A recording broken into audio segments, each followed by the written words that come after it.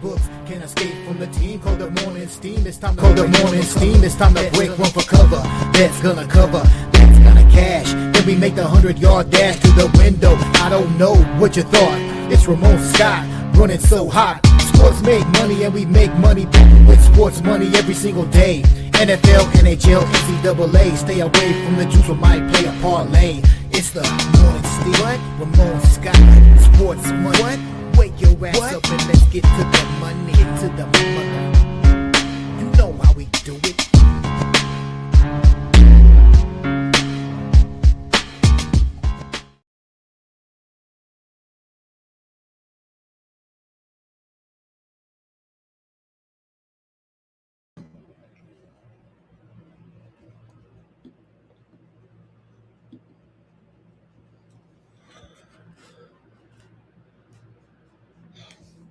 All right, and a pleasant good morning to you coming from the sports betting capital of the world, Las Vegas. This is Ramon Scott, and welcome to the Morning Steam Show here for Tuesday, March the 10th. Man, what a Tuesday. I mean, we're going to be here all day. We don't have time for the games. There's so much action to talk about here today on the Morning Steam. We're going to preview it here right now with our action today in college basketball. We've got 5 tournament finals. We're going to decide 4 teams to go to the NCAA tournament. If you don't know what I'm talking about there, I'll let you know here in just a short time here. The games get underway early in college basketball today. There's kind of a little bit of a standalone to get started at 12:30 Eastern and 9:30 a.m. Pacific with Baylor and Arizona State as Big 12 action kicks off, ACC kicks off, Big 10 kicks off. If you like some early afternoon action, today is for you. If you like it a little bit earlier, then tomorrow we'll have even more going on. We also have huge NBA and NHL slates, and I couldn't even get rid of many games. They all have a little bit of implications when it comes to the postseason here, and we're approaching the postseason for sure there. But man, college basketball is in full effect here for the next few days. We head towards Selection Sunday this week, but the big conferences are getting involved in their conference tournaments. And man, there was some action last night in the conference tournaments as well, as we decided some teams to move on here for the NCAA tournament. And hey, we'll talk about that in just a moment. But I do want to mention, hopefully you guys saw just a short time ago, as we're getting ready for another day of action at the World Baseball Classic here. And we did see last night, man, it was a little bit tough for 7 innings. Team Japan couldn't seem to get the big hit that they were seeking. Their offense practically put me to sleep here in the middle of the night. But when I woke up, they got hot. They got a 1-0 lead there finally in the 8th inning. Then Shuto had a 3-run home run later in the inning. Japan went on to win the game 9-0 somehow, as Murakami hit a grand slam in the end of the game there as well. Then Japan wins it 9-0. So with the victory, Japan, and remember, the defending champions, moved to 4-0 in the tournament. Czechia did fall to 0-4, but great start there by Andrej Satoria. He got a standing ovation from the fans there. It was a Japan crowd. They were impressed. He held them scoreless for 4 2/3 innings there for Czechia, and it was Japan winning that one 9-0. Here we've got a little more action today going on in the World Baseball Classic here. It'll be Israel and the Netherlands today, Canada and Puerto Rico as well, and finally it'll be the United States taking on Italy here today. The U.S. favored by 5.5 runs, total 11.5 in that game. Is that really the line, just 5.5? It's just recently come out here. I know there were a few books with it early on, but we are seeing that reintroduced here a little bit right now at the World Baseball Classic after that first final here this morning. And we're seeing the lines here really from all 3 games here later this afternoon at the World Baseball Classic. And like I said, Israel and Netherlands. It's Netherlands by 1.5, total 8.5. Canada and Puerto Rico. Puerto Rico is favored by 1.5, minus 155 or so. $3 money line, 8.5 under 20. And the U.S. Maybe 5, maybe 5.5, right around there, and the total is 11.5. Okay, we've got some steam going on here too as well in college basketball. Oh man, we've got steam here in the Big Sky Conference with Montana and Portland State. Steam to the under here in this one with Montana and Portland State. It was 143. Looks like we're going to go down to 141.5. A little bit of a head fake maybe there. The total had actually gone up a little bit overnight, but now it goes here, Montana and Portland State, with a little bit of move here just a short time ago. Our first move of the day here on the morning steam anyway. There's been some other steam this morning. Maybe we'll cover it here, but we'll be here if there's any moves, and there will be over the next this show is going to be 2.5 hours. So if you don't like Ramon, and what are you doing here? Okay, we're going to try as best we can to preview the games and give you a little bit of information about each one of them so that you can make your opinions and make your bets here, or you can just go with me.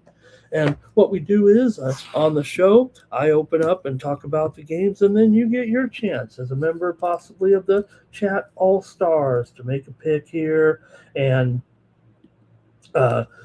get I'll flash your pick on the screen, and we'll go from there. You might agree, you might disagree. I might be on the wrong side, but it doesn't matter. We want to hear more opinions from more folks. Not just the show's not just about me here. Maybe I'll have some funny things, jokes to say. I'll talk about the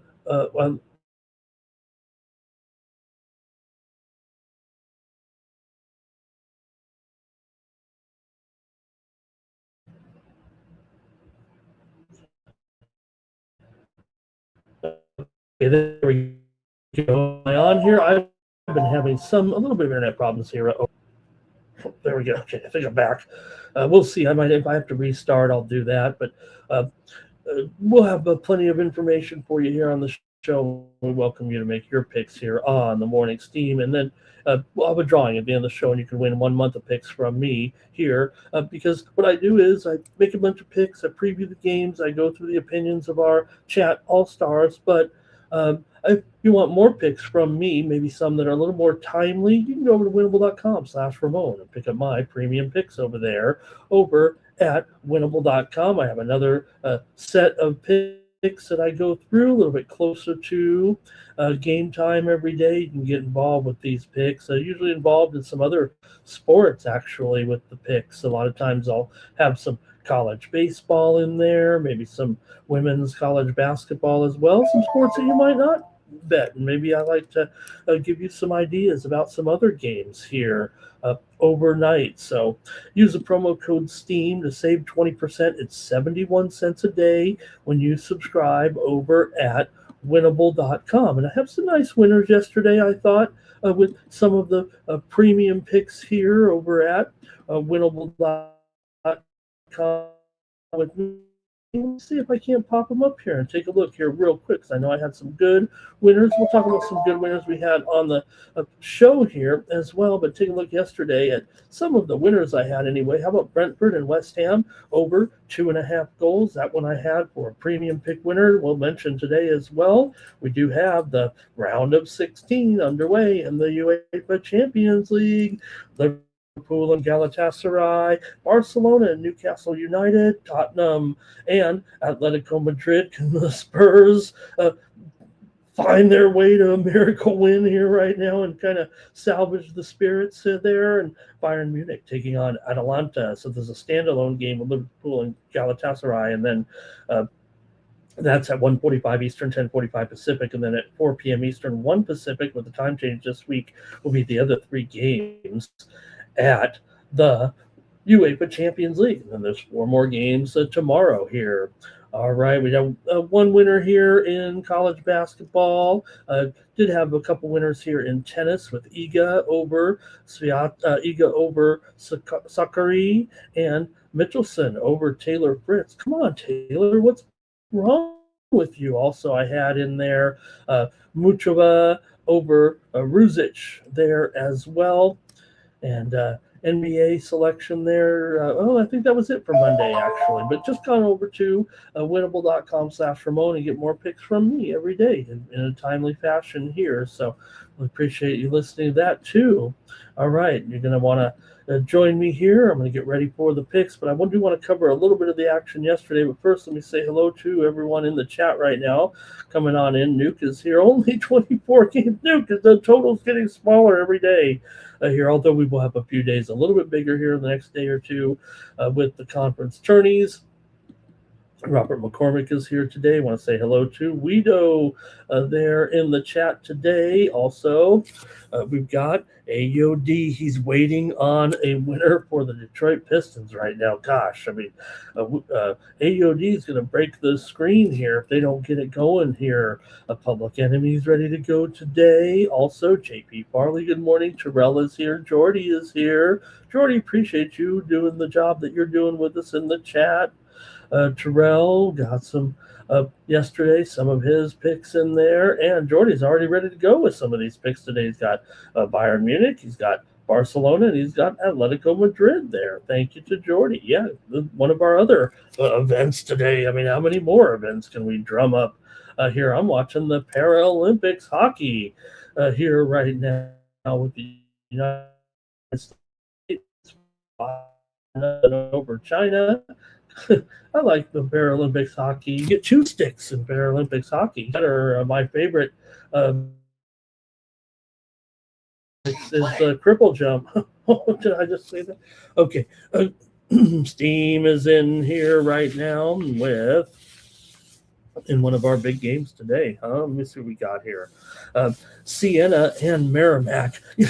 I was on a show yesterday or overnight here talking about this one with Sierra and Merrimack, and I said, wow, I mean, this game is going to be way under this 120, whatever, 127, I think it was, and it had already gone down. Man, it just got steamed here with Sierra and Merrimack. These teams are going to probably play in the 50s, I would think, today, but let's see. We got some steam coming in here right now on that game, and it is down to 125.5 here right now with Siena, and Merrimack. Steam to the under in this one, man. This thing's going under City today. It opened as high as 131.5 at a few books, not as many, but that's what it opened at DraftKings, and it's all the way down here to 125.5. DraftKings, check them out. See if they're a little slow right now. You might be able to get a little EV. Let me know what the line is at DraftKings. Is it down to 126, at least 125 yet right now? I'm in Vegas, so I don't have DraftKings, but I do use the odds screen with DraftKings, so I do see it. But okay, let's see who else is coming here today. Hey, everyone, like this video, subscribe to our channel, Sports Money, here on YouTube, the fastest growing sports betting channel on YouTube. If you like long sports betting shows, they've got a few guys out here that do some long shows, and I'll be one of them today because a ton of games, NBA, NHL. I don't even know if we should do the intro today, but I just love talking about some of the picks. Jimmy Lambeau, and I don't care. Jimmy Lambeau, and I don't care. He's here today as well. But let me just at least cover some of the action from yesterday, if I may, and talk about some of the winners we had here, at least on the morning Steam show, and maybe some of those tournament games that wrapped up there yesterday, and some of the conference tournament championships. But first, I want to mention West Coast Conference. It was Gonzaga here beating Oregon State last night, 65-56. Talked about, right, wasn't a pick of ours. We did have Oregon State on the show as a winner, but talked about how Gonzaga really is a controlled offense. It's not, the old days of sometimes Gonzaga basketball here. And I really don't think they are as good as any of the teams recently we've seen out of Spokane over the last few years, but they're going to the title game tonight, and we'll preview it. But who are they going to play? They're going to play Santa Clara today, and this will be the last game in the West Coast Conference for Gonzaga as they head to the Pac-12 next season. along with Oregon State, by the way. But let me get rid of the. Did I get rid of the? Yeah, okay, there we go. Uh, so anyway, with the West Coast Conference here, yeah. So we'll preview the final here. But Santa Clara upset St. Mary's, and yesterday I said right here on the show and some other shows that I did not think that Santa Clara will make the field of 64. I didn't expect them to win that game over St. Mary's. That win will put them in. I'm pretty sure. I'm reading the bracketology. I'm not just popping off here, but I think that win does put them in the field of 68. So it will be a three-bid conference, it looks like, there for the West Coast Conference. We'll see. Herb Sendek, it was his 600th career victory there as Sasha Gabalagov had 23 points in that one. Southern Conference final, it was Furman clobbering East Tennessee State there yesterday. Wow, with Furman getting the win there. I thought I had the over there in that one, and it just fell a little bit short at 137 there as Furman, the number 6 seed, wins the tournament. The Paladins are in for the second time in 4 seasons. Sun Belt final, we have the winner here on the morning steam with Troy over Georgia Southern, 77 to 61. Troy is going to the Sun Belt tournament there. They win the Sun Belt tournament anyway for the second year in a row. Like I said, great job, Georgia Southern. I don't blame anybody who tried to take them there yesterday. It was their 6th playing for the 6th night in a row. I know this chat, if any, is totally on like, hey, back-to-backs on this chat. Well, what about 5 back-to-backs? And that's what they were going through. But great job. They almost made it in there yesterday. Over in the Coastal, it was Monmouth over Campbell. They advanced. We'll preview the final there. We did have the winner here on the show with the under in that one. Also, Horizon League there yesterday with Wright State advancing with a win over Northern Kentucky. They'll take on Detroit, who knocked off Robert Morris there yesterday. A little bit of an upset there in that one. Also, we'll get into the Big Sky final tonight, as well as Montana beat Northern Colorado 95 to 89 as Montana led by 17 at halftime. Money Williams with 40 points in that one. And man, that guy can stroke it from the foul line here. Hey, we've got big news breaking out right now with the morning steam here. We've got steam coming in on the game between Santa Clara and Gonzaga. We just mentioned the West Coast Conference here. The steam is coming in right now. I'm not just making this up. You can check your apps right now. This one was clearly 161 just a few minutes ago, but right now we're seeing the steam come in, and it is down to 159. A total move here this morning on the under in this one with Santa Clara and Gonzaga. I got to think. I mean, I think they just set this line too high. Like I said, Gonzaga is not the old Gonzaga here. They are a deliberate team. They're still great, but they are playing, low-scoring games here, no doubt. They are almost 67% to the under this season. So the steam coming in right now on the under in that game between Santa Clara and Gonzaga. All right, and hey, we'll also preview the other conference tournament finals here today. We're only going to look at the finals because there's just too much NBA and NHL today. That's just a fact. Also, though, I want to mention World Baseball Classics. We did mention the win there overnight over Japan yesterday. USA over Mexico, 5-3. USA did not cover, and they're not covering. They don't have the enthusiasm of some of these other clubs. Now, I know Japan looked like they were sleepwalking, but you know how many Japan did not cover? They were laying mostly 9.5 in that game last night, the 9-0.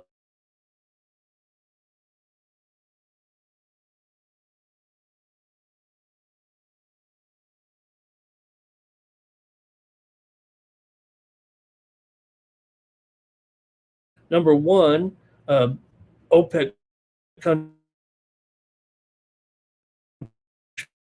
30%, and then it looks like the in other kind of important news, the U.S. Treasury buyback going into effect here, it almost seems like unbelievable. I thought maybe I should run the AI on it, but they did say that the Treasury is going to buy back 150 or buy back $15 billion of its own debt. That'd be the largest single Treasury buyback ever here. So I don't know what it is. If it's a liquidity injection, I'm not smart enough to know. I pretend to know, but I might have to ask ChatGPT what that means, because right now it means bad news here as we're down a third of a percent early on. Starting to been a rough couple of days here, but okay. Anyways, I just want to mention some of the events there at the World Baseball Classic there last night with the USA 5-3, Aaron Judge and my man Roman Anthony. I'm Ramon Anthony. He's Roman Anthony. He homered in the third inning. Paul Skeens, just one hit in 4 innings. Hopefully Paul Skeens sticks around. And, you saw the situation with Tariq Skubal. First he's in, now he's out, now he's going to stick around, now he's going back. That's not what you want to have here in this situation. So I really do question the United States and their motivation here at the World Baseball Classic. They might win it all on sheer talent, but remember, Japan won the last one, and the Dominican Republic looks absolutely incredible. Fernando Tatis Jr. hit a grand slam and drove in 6 runs. O'Neal Cruz homered. Brian Bayo one hit in 5 innings, and Dominican Republic beat Brazil. Brazil couldn't stop all the trajectory, all the projectiles that the Dominican Republic was sailing over the fence. They in that 10-1 Dominican Republic. I see Padres fans because I'm on Padres Twitter because that's my life, and they're all complaining. Why don't we see this enthusiasm from Tatis and Machado during the? Are you not paying attention? They are the team. They are the one team that does this. If anything, the people don't like the public outside of San Diego don't like the Padres because they look too arrogant sometimes, and sometimes their celebrations don't back up the actual play on the field. It is, though, with the Dominican Republic. Venezuela beat Nicaragua 4-0. Ronald Acuna 3 for 3, a homer, 2 RBIs. Venezuela 3-0. Dominican Republic 3-0. They will be in action today. That one sounds worth watching there, or on Wednesday. Pardon me, on Wednesday. That one sounds worth watching there in the finals of pool play there. Venezuela's looking pretty good too right now. You know what? Get rid of Maduro. No, they got a great baseball program in Venezuela, and maybe they'll be back to greatness here with their situation down there. Also, Puerto Rico over Cuba 4-1. Maldonado 3 RBIs from the 9th slot there, and Cuba only could manage 2 hits, so they went down in a bit of a fluster there yesterday. Phillies and to your contract. How about the NFL yesterday? A whirlwind of news there. Tua walks from the Dolphins. He moves to Atlanta, and they'll give him a million. They'll give him $1 million to back up Big Penix Energy this season. Hey, you got to have a lefty as a backup for your lefty starter that's always injured. Dolphins signed Malik Willis. Everybody it was a poorly kept secret, but 3 years, $67 million. Great job with these backups, right? Williams got in there. Everybody said, wow, this guy should be a starter. The Dolphins were hot on him, and he was in Green Bay with Jeff Hafley the last 2 years, so it was obvious. I think he was going to go there. 3-3 in his career. Imagine if he would have went 4-2, how much he'd make. Raiders, big news, man. The Raiders are finally doing something in this. Let's see if it works out. I don't think it will, just because Mark Davis, for whatever he touches, turns to coal, clean, beautiful coal, maybe. But Raiders signed Tyler Linderbaum from the Ravens, $81 million, $61 million guaranteed. He's the highest paid interior lineman in NFL history. You can't take a rookie quarterback without putting up a great center right now, and he's one of the best in the game. So we'll have our man Fernando Mendoza behind Tyler Linderbaum, and the Raiders went crazy actually in the free agent market here. They talked about all the money. The Raiders had the most under the cap, so it was a bad situation. No guarantees they're going to change their fortunes just yet, but they're making the moves finally. The Raiders also might be able with this situation to maybe the the running back situation with Genty wasn't a bust when you can kind of get a guy like this. Just always start with center, guys. Come on. Chargers also got a center this week, so you got to start with center.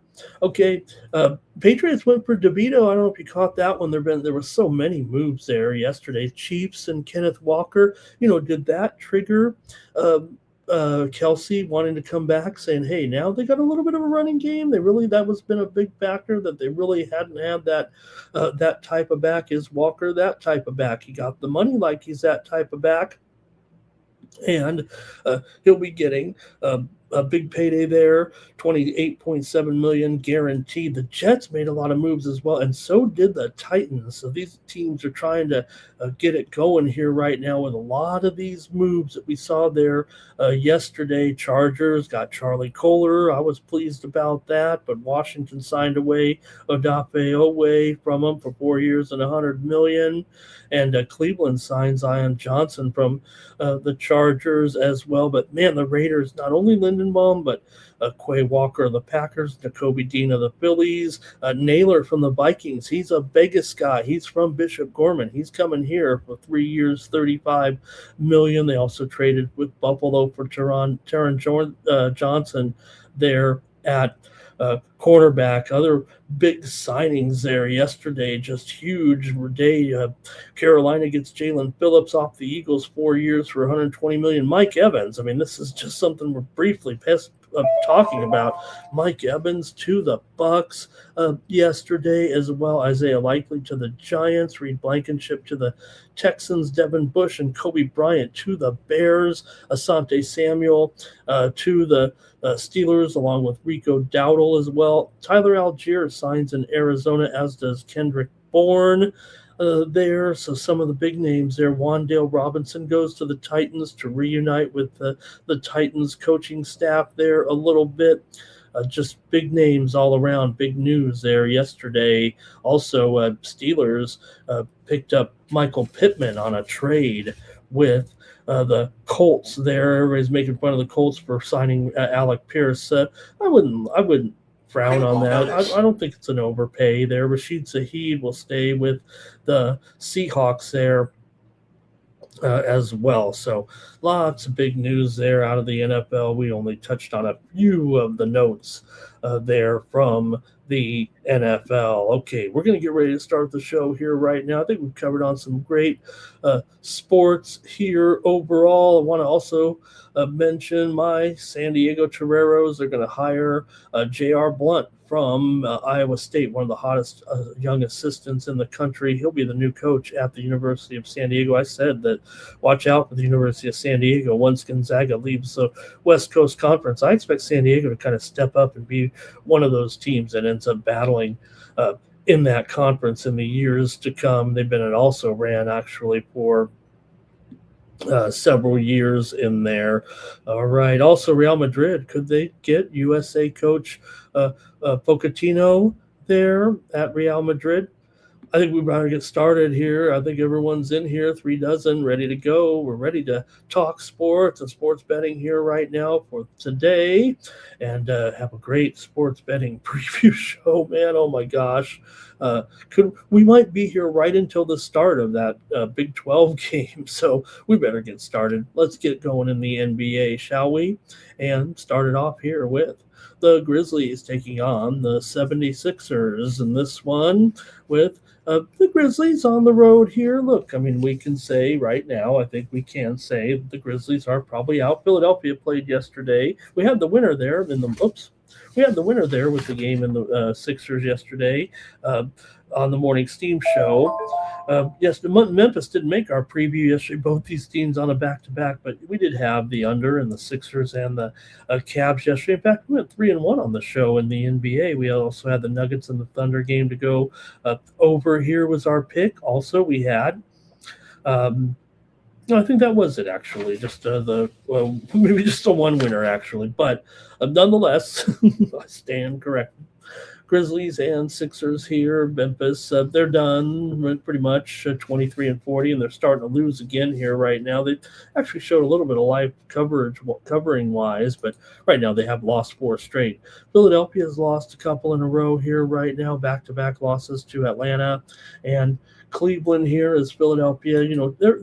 They're going to make the playoffs. They're just trying to hang on here right now for the 8th slot. You don't want to fall too much lower here, but like I said, I think in the Eastern Conference you pretty much can cut off the teams at the Hornets. I don't know if the Bucks are, they're 4 games back, but Philadelphia, meanwhile, comes in here with a 20-14 record against the spread as a favorite, but just 14-9 against the spread at home. Memphis, meanwhile, 18-24 as an underdog. ATS 16-16 actually against the spread on the road. These two teams did play their first meeting already. It was 139-136. Philadelphia won in overtime on the road. They covered. They were a 1.5-point favorite in that one, but Philly, they're still got something to play for here. They're battling, trying to make sure they make the playoffs, get as high as they can. Memphis ain't going anywhere right now, so we do have injuries certainly here, and that is affecting the line, and that is why it's only a -3 here in 227.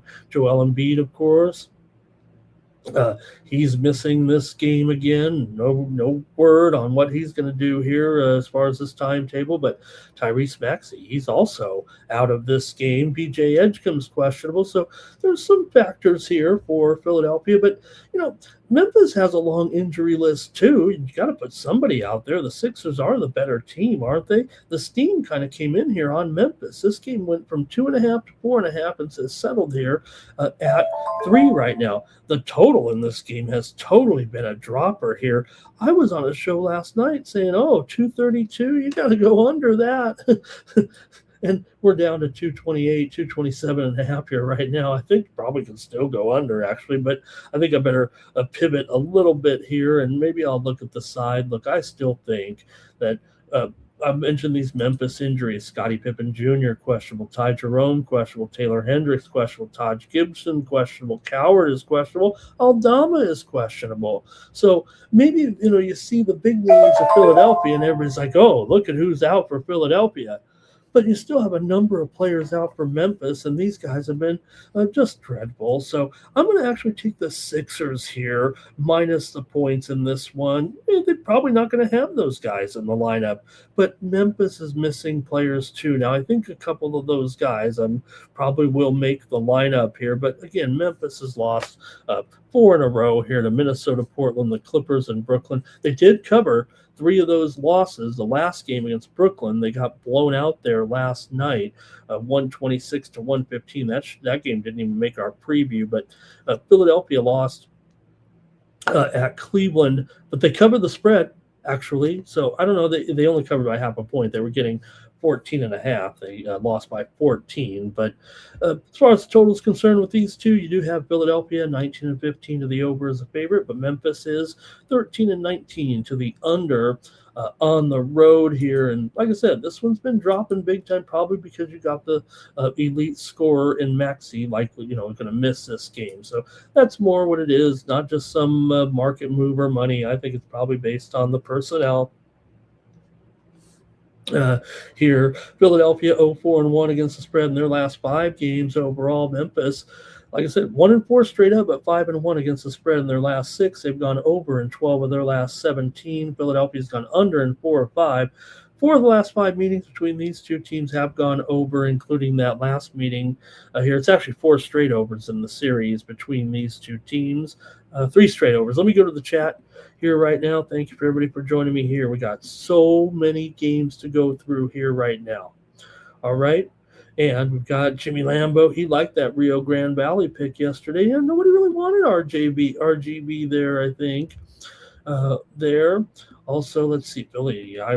Irish King likes Philly first quarter. JP likes the over now. That's gone to big move, but Public Enemy says still go under. Want to say hello to Big Crypto. He likes Philly with me today. Hi, Big Crypto. How's Crypto doing today so far? It's kind of mimicking the markets here right now. My crypto portfolio is kind of flat not flatlining. It's kind of going all over the place. But as I'm right at this second, pretty much just a zero today.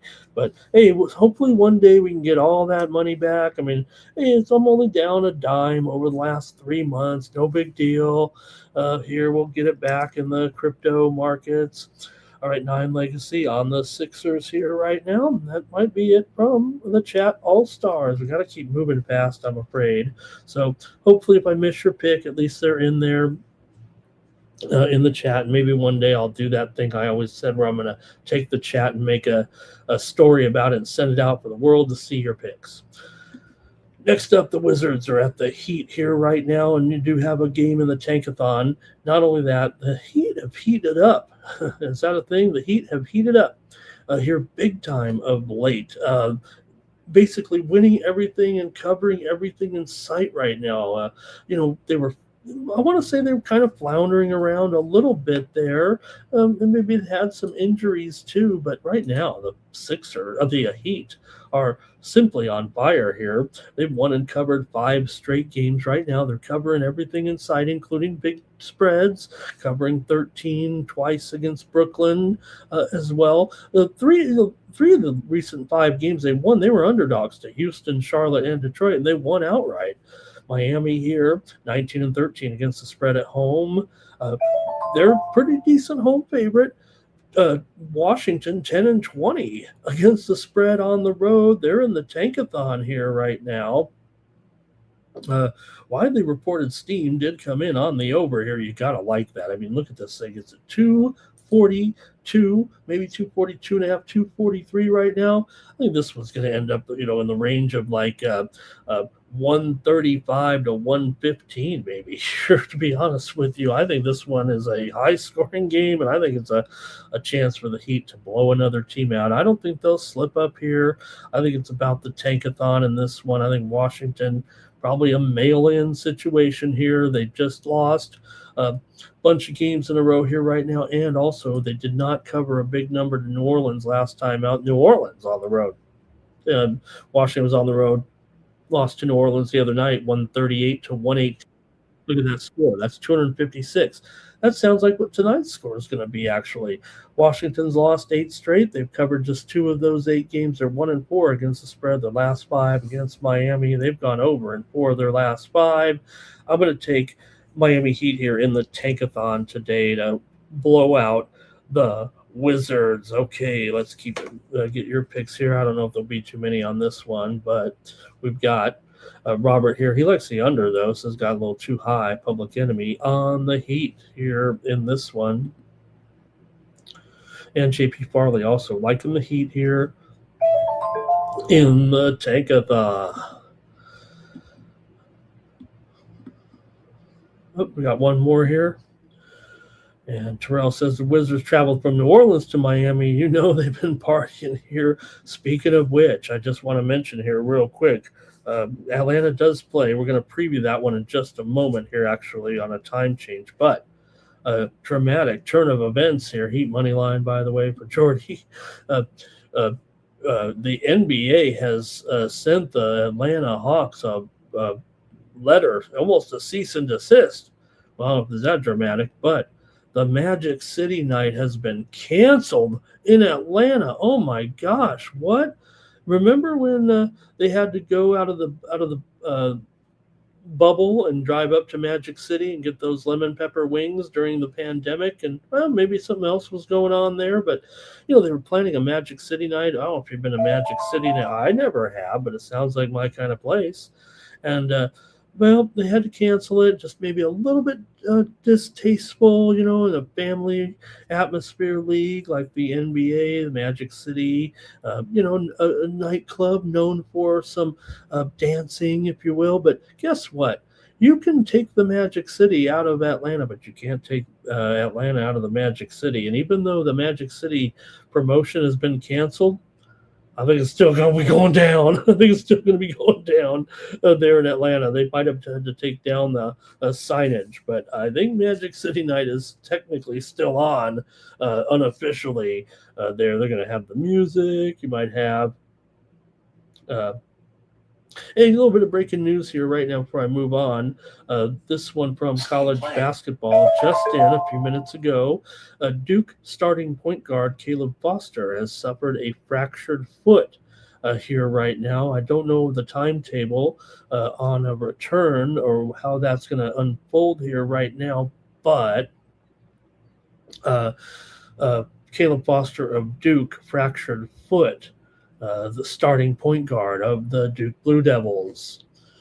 Some steam came in just a moment ago. It's on Missouri State in their tournament game today against FIU. Man, yeah, I think Missouri State's probably good to go here today against FIU. They were a pick 'em, but now Missouri State is up to a 1.5 or 2 point favorite over FIU Conference USA first round game in Huntsville, Alabama.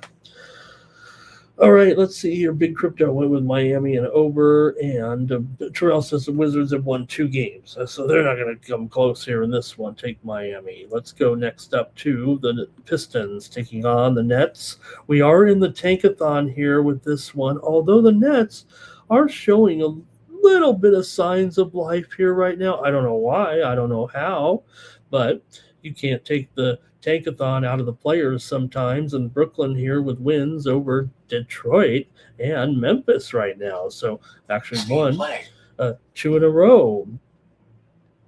They actually won 2 in a row coming in here right now. So, hey, real quick, here's some steam right now on Merrimack. This is going to be my pick later. We only got 5 games to preview in the championship games. Right now, Merrimack is getting steam from 3 up to 4 or higher. That will be my pick when we get to that point. I like Merrimack. We already mentioned the steam came in on the under. It's going to be a very low-scoring game here. I predict the final score of this game will probably be in the range of 62 to 57.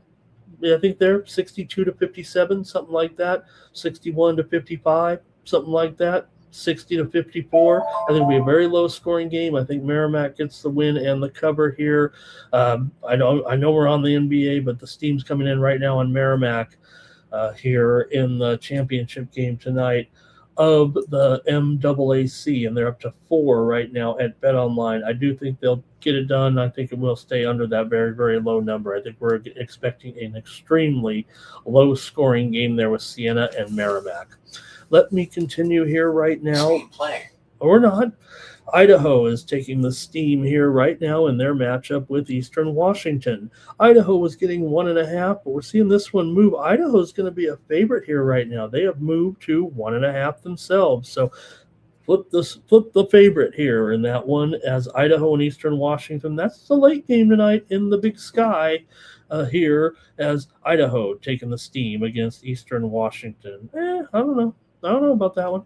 But let me go back to the tankathon here with the Pistons taking on the New Jersey Nets here. And the Brooklyn Nets. Oh, the New Jersey Nets. What a team, huh? So let me kind of cover it here from this perspective. Like I said, I think this one for me is kind of in the tankathon a little bit with Brooklyn here, a big underdog against Detroit. Now, look, they are at home. Both teams are struggling, believe it or not. AOD's in here practically ready to bust the computer because of the Pistons' woes. But their recent form, ATS, is terrible right now for Detroit. 1-7 in their last 8. Brooklyn has also been poor against the spread, but Detroit usually covers in this matchup. They are 8-1 against the spread in their last 9 games against the Brooklyn Nets. So the totals trends do conflict here a little bit, but Brooklyn home games have been over in 9 of their last 10 right now. So I think this is a trend-wise kind of game here for me. Look, I kind of want to be in the tankathon here still a little bit here with this one. I know this Brooklyn, this Nets struggle here right now. Losses to Cleveland, San Antonio, and Miami, and they also lost to Brooklyn in there. There is revenge here for that 107-105 loss the other night at home to Brooklyn. Will that be enough motivation, though, to win a game on the road by 15 points or more? And again, you talk about that head-to-head series. I mean, that was the only win for the Brooklyn Nets over the last 8 meetings between the two spread-wise anyway as well, and also straight up. But Miami's won and covered 5 straight here. They've also gone 5-1 their last 6 at home ATS. Washington in their 8 straight losses here. I'm sorry. Let me get the right game here. Brooklyn 2-10 straight up, 3-9 against the spread for the Brooklyn Nets here of late. So even though they have won these last 2 games in a row, they also Detroit beat Brooklyn 130-77 earlier this season. They also won 125-107 as Detroit covered both of those before the last one. So, Detroit did win here in Brooklyn 125-107. That was well before the tankathon, so maybe they can get it done here a little bit. Again, let me hear from you in the chat. 5 of the last 6 meetings between the two teams have gone under, but like I said, these teams have Brooklyn's been going over a lot at home, but these totals that are so low like this, I end up going under in so many of these right now because it seems like they are aligned appropriately. Right now it's at 217, I think, here at this point. The spread 14.5 right now in this one. I'm going to take the Detroit Pistons here. I'm going to play the tankathon today in this one. They've got the revenge here right now. They're back to being healthy too. Let's face it, Cunningham was hurt there throughout this whole thing, although Karis LeVert did leave the last game with a wrist injury just when he was about to, we see these times, right, when the players go out in the first quarter and you get your money back in the props. They don't give the money back when the man is one basket or rebound or assist away from his props like they did with LeVert the other night. Those were just losers if you took LeVert over and he left the game. Asher Thompson, he's out. Michael Porter Jr. is probable here for the Nets. I'm going to take Brooklyn. I'm taking Detroit. Oh, God. Oh, man. Okay. I'm taking Detroit in this one. All right. I thank you guys for sticking with me here. Public enemies on the Pistons. JP Farley's on the under. Pistons, they are due. If any team was due here, Jordy, Pistons money line. Kate Gunningham to get his point total. Roberts on the over here, though, in this one. And Terrell says Brooklyn playing the 3rd and 4 and a 2-game winning streak. Time's up for Brooklyn. Okay, here it is, Mavericks and Hawks. This is a time change. So on your schedule, it might read as 8:10 Eastern, but I believe this one has been moved to 7:40 Eastern, 4:40 Pacific time here with Atlanta on the road. This was not the Magic City promotion game. In fact, I believe it was scheduled to be next Monday night. So, like I said, you may even want to go to that one now even more. Okay.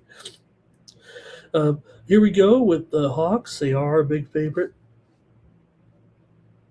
here in this one tonight. We are in the tankathon here with the Hawks in this one. They're favored by 9, total 240 here right now. But look, for Atlanta here going up against this Mavericks team.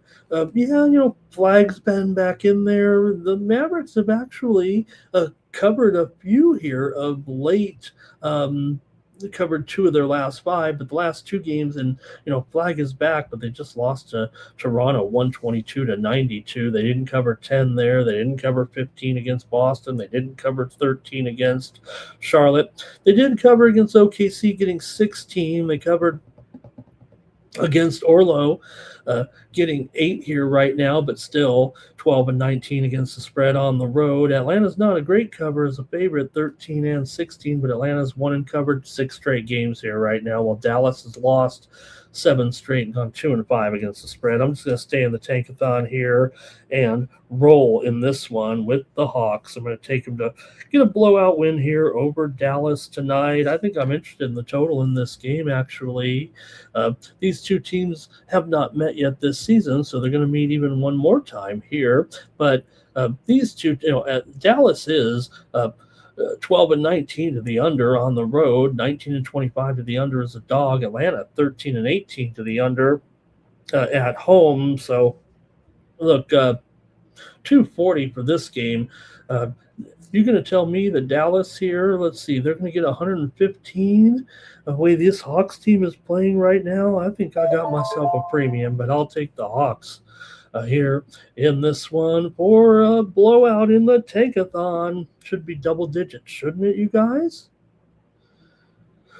All right, don't overthink it. Public Enemy says JP Farley's on the Hawks. Robert's on the Hawks. We might be the squarest chat in the world, but I'm going with it. I'm going with the Hawks in the tankathon here. Shouldn't they be 12-point favorites in this one? Is maybe because of Cooper Flag. I get it, but they're losing a lot of these games here by big margins.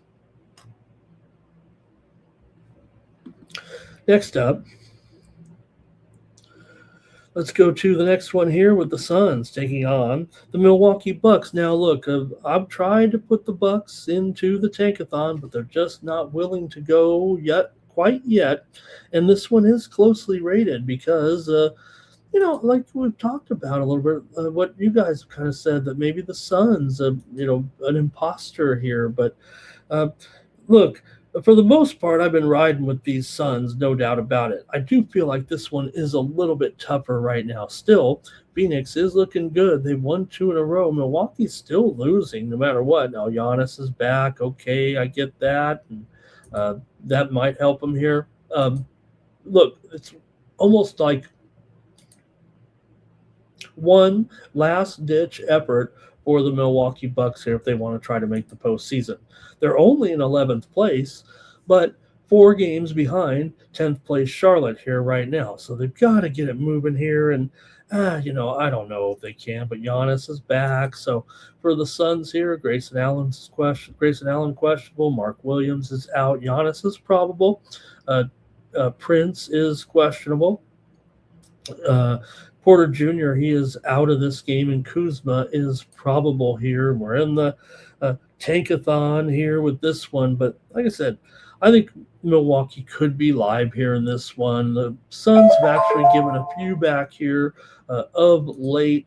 Milwaukee is just 1-5 straight up and against the spread in their last 6, but Phoenix is just 1-4 ATS their last 5 here in last 5 against Milwaukee. Phoenix is 1-4 their last 5, but went 3-7 ATS in their last 10 overall. Phoenix is 2-5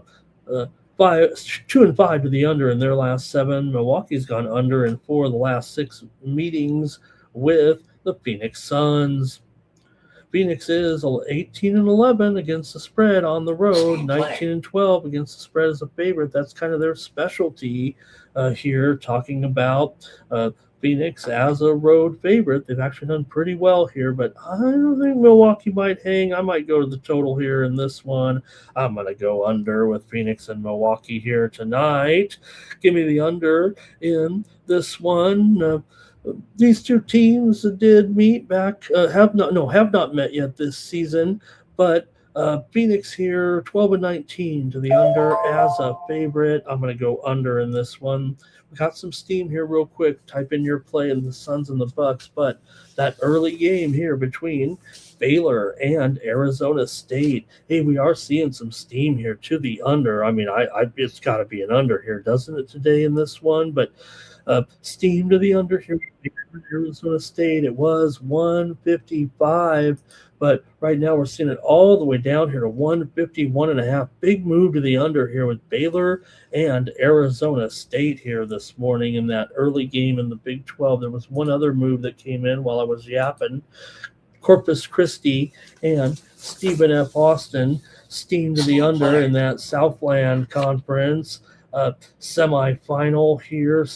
Corpus Christi and SFA, that line has moved here right now to 131.5. So pretty big move there. It was 135 all the way down to 131 here with Corpus Christi and SFA. Also, just moments ago, steam in the Coastal Championship game between Monmouth and Hofstra. Seeing some steam here to the under. I got to agree with this. I mean, I was on a show last night giving out the under in this game. It was 135, and now it's all the way down here to 132 right now. Steam to the under with Monmouth and Hofstra. I'm beating these lines tonight. EB doesn't get you home, but feeling good. Let's go to the comments here with the Suns and the Bucks, and let's see what you got. 9 Legacy here says Hawks on the spread, Heat on the spread, Pistons on the spread. And Jarrell says, I'm picking the blowouts here. Public Enemies on the Bucks, Farley's on the Suns, Robert's on the over, 9 Legacy, Bucks money line. Jordy says Bucks money line, Giannis to have some 25 points in there. Got to keep moving right now, you guys. How about the Rockets taking on the Raptors at home? You know, the Raptors have had a little bit of life here. They're not out. I mean, these are 2 playoff caliber teams. I mean, coming into this one, right, with the Raptors on the road. Yeah, they're a dog here to the Rockets, but man, I kind of like their chances today. Let's see what you think. Toronto here as a road dog, pretty good. 17-13 on the road against the spread. 15-11 against the spread as an underdog here. They do seem like, for whatever reason, they always say, hey, you got to go to Toronto. It's tough. Toronto's played better on the road.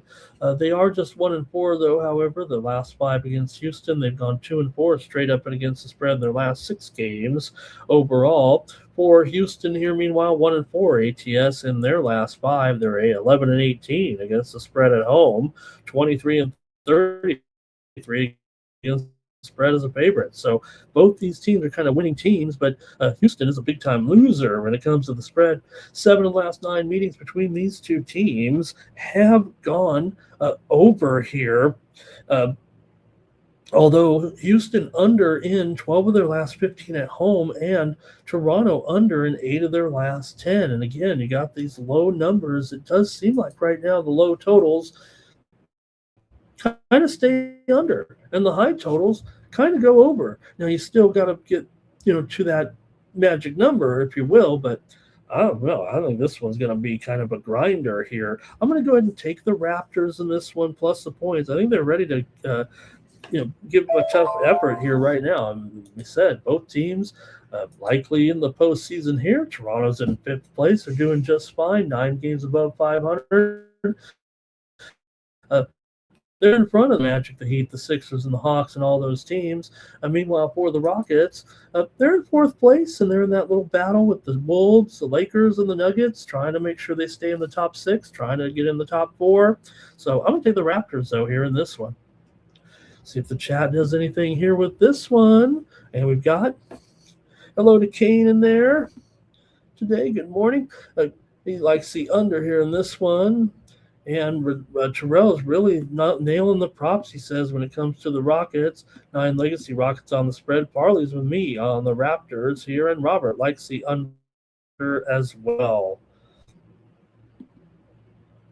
Yeah, didn't mention it here real quick, but just to support the under possibly here a little bit, Houston 10-19 to the under at home, Toronto 11-19 to the under on the road. So combine those 2, that's 21 overs and 38 unders when those teams are in this respective travel or roll situation. We're going to keep it moving here right now. Oh, there's Public Enemy on the under as well, and Jordy has a prop in there. Next up, this has to be the most intriguing game of the night. Obviously, here with the Boston Celtics taking on the San Antonio Spurs. Wow. Boston know that, but San Antonio is on an insane 15-1 straight up run, 8 in a row at home as well.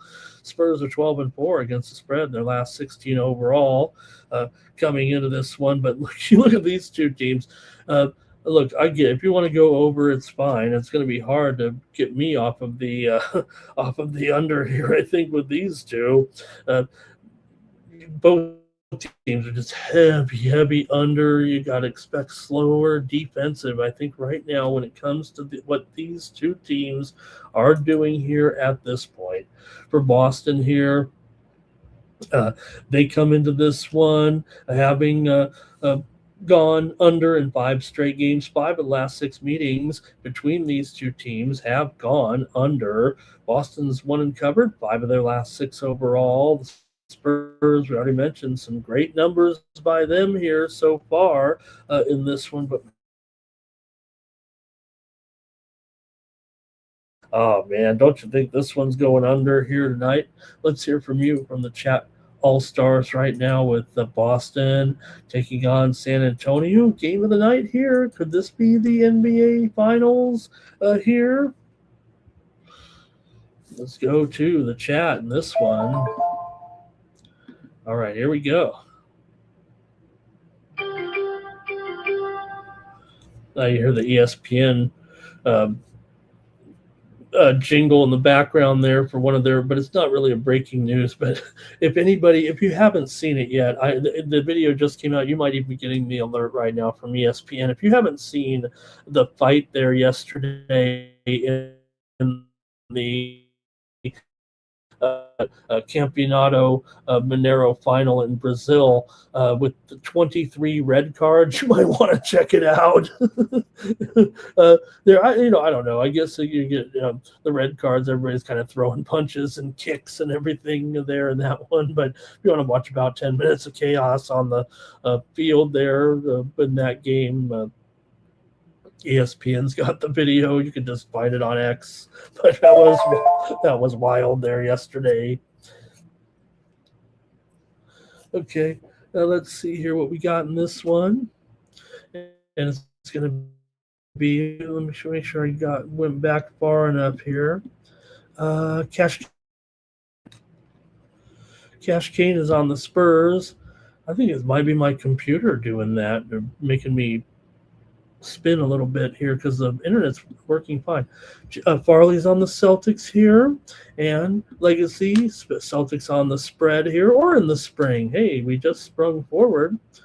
Also, Robert on the under here in this one. Like I said, I mean, come on, this is it feels like under city with these two teams right now. The way what we've seen from the Spurs in Boston. Now, I guess there's every possibility that the style of play, the Spurs on this hot streak, they are scoring some points here of late, just at 145 against Houston. But Boston's 11-22 to the under on the road. San Antonio 20-27 to the under as a favorite. So I think officially here, I'm going to go with the under in this one between Boston and San Antonio. I think it's a big time under here. I don't think the game gets into the – it may end up being 210 or 215, quite honestly.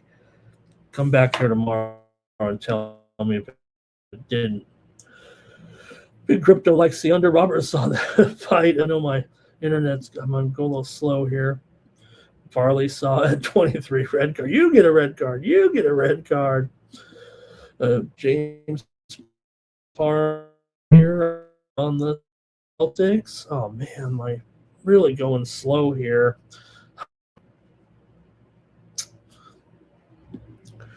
Terrell here, Boston money line, Tatum to score points, and you're right. Look, Terrell, we said it. You said it too, right?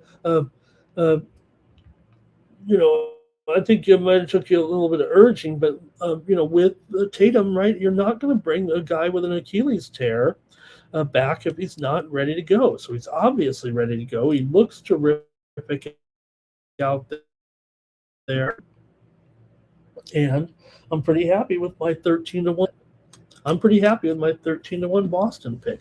Let me know what you're seeing right now from me. I'm sorry, you guys. I know I think I'm skipping here a little bit. Buffering. I don't know. Let me know what's going on. Am I coming through okay without too much interruption? I know there's a little bit of interruption going on with the connection, but okay, we got to keep it moving here with the Bulls taking on the Warriors here in this one. With the Bulls are in the tankathon. The Warriors, meanwhile, are having some problems. They're having some struggles, obviously, with the personnel. Not healthy here right now. Still have. We did skip the Pacers and the Kings, by the way. You're not dreaming. You're not missing things. But with Curry still out, Will Richard is questionable. KP's got that acronym disease, whatever he's got. Moses Moody here, questionable. Al Horford is probable. Big Al's in for the Bulls here. Giddey is probable. Williams is questionable. Simon's still out right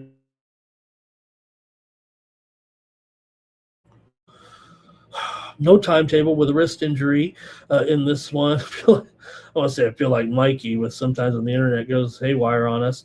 Jalen Smith probable. Buzelis is probable here in this one between the Warriors and Golden State. Look, the Bulls are, to me at this point in the tankathon, I don't think they can get up from here.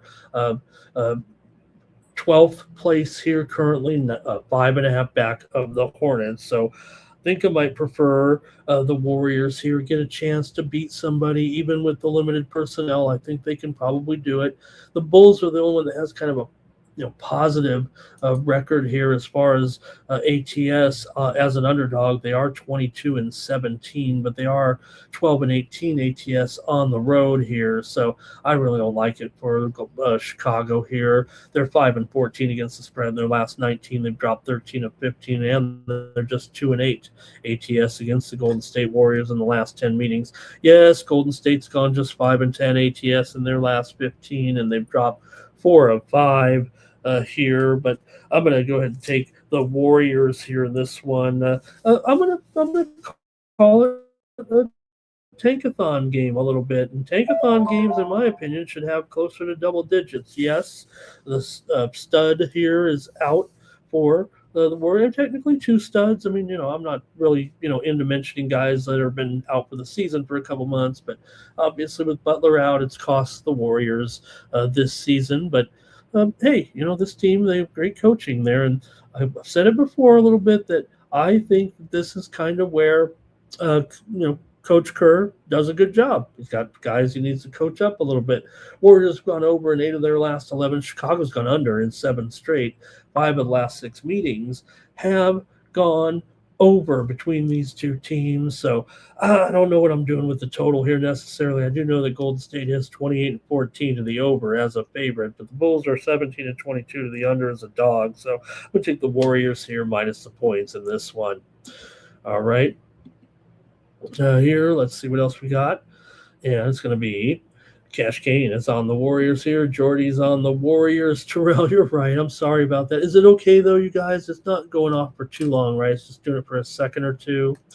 There, okay, Robert's saying it. Yeah, we're just going to have to live with it. If it gets too bad, I think it is my computer. I'm one of those guys that has to have a billion tabs open. I don't have a good organizing skills of the internet because although I used to, I used to be, I've had a million jobs. One of my first jobs was at Macintosh computer software and hardware technical support. I was 20. I was one of those, I don't want to say smart kids because actually I was the dumbest of all my friends. They were all geniuses. I failed math seminar. They all were. I only got in it because they were in it, and I tried to be like them. I was just an average. What my specialty was journalism. I won all the high school writing contests. That's what I did. Writing the sports writing contest, and I won for like 2 straight years every award you could win, and I thought I was going to be a big time media guy, but hey, I've even had more success being here with you guys. I've really reached a peak. Okay, Warriors here for Public Enemy. Farley's on the Bulls. Irish King, Golden State over first quarter there, and maybe the line will go up. Terrell says. Robert's on the under. Boston here for Irish King, and he took Phoenix as well. Thank you. And Drew, are you on the Baylor game under? Hey, well, Drew, I'm just gonna say, Drew. Look, I know that I give a lot of great picks out here on the Morning Steam, and yes, we do have the winnable. A lot of people know I'm on a site where I do have my absolute best picks over there, and they're like kind of high-end boutique picks. Here I give you a lot of picks for just 41 cents a day. My biggest plays are actually a little bit more expensive than that, I got to be honest, and I'm not going to say anything, Drew. All right. You don't have to pay, but you don't have to go over there and pay $19 for it today, okay? But please do at least once in a while go over to that site. Maybe those are my best plays over there. All right. James Parham on the Warriors. All right, that's going to do it. We got to keep it moving here right now. We're having fun, aren't we?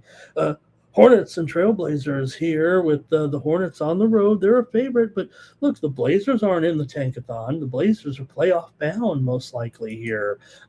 They'd still got to keep it winning here right now, but they are in 10th place, and they are 7 games clear of the Grizzlies here.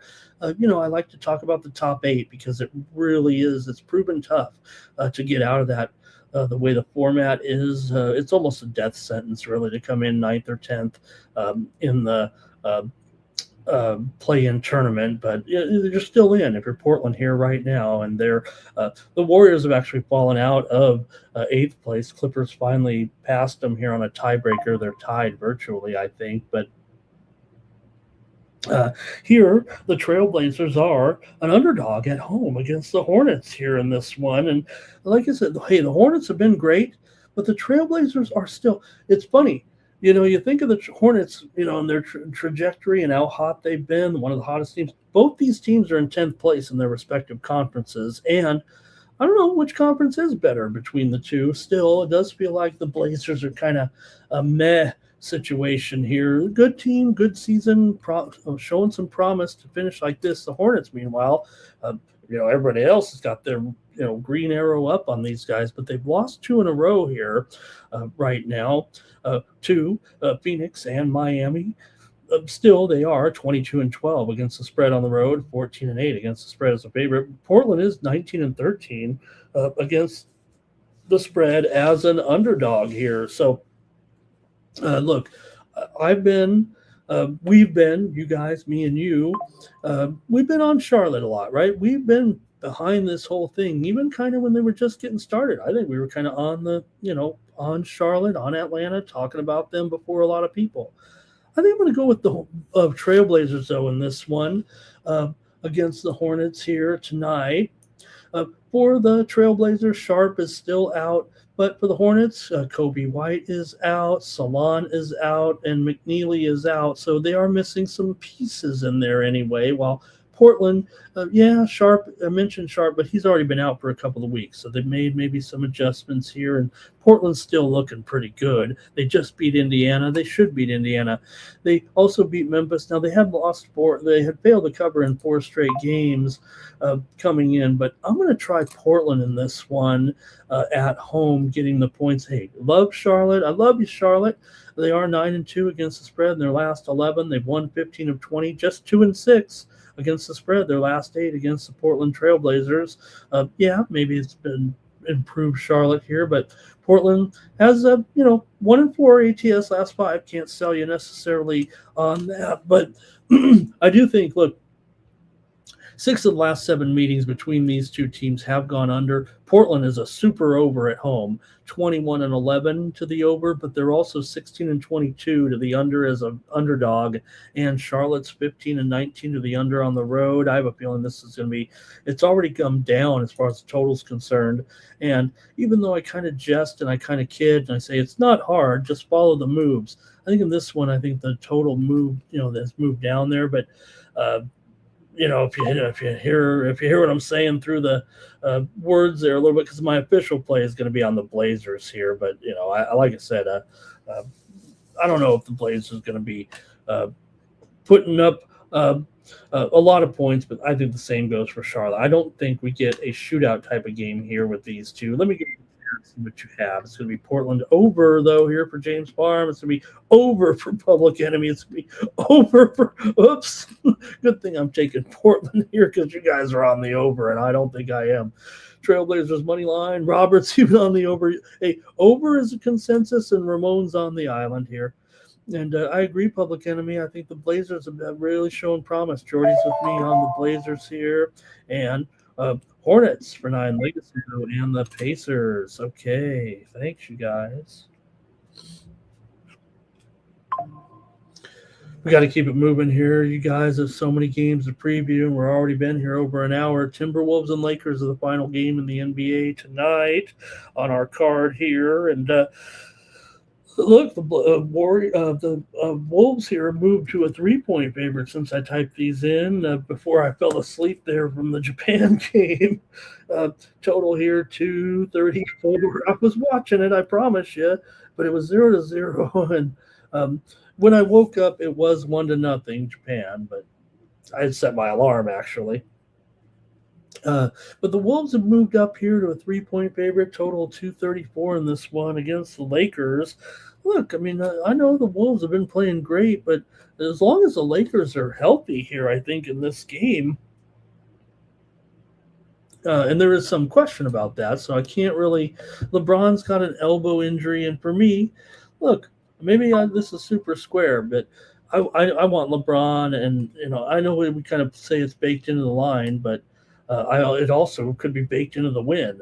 And I want LeBron and I want Luka in there at the same time. Their statistics will show, the metrics will show that these guys are very, very elite when they're in the game together. Yes, there's talk about um, you know, the chemistry working. I think it's a bunch of BS. I think these guys are awesome together. I think it's just the group around them maybe isn't totally great here, but I'm going to take the Lakers tonight in this one. I think I might even take them to win.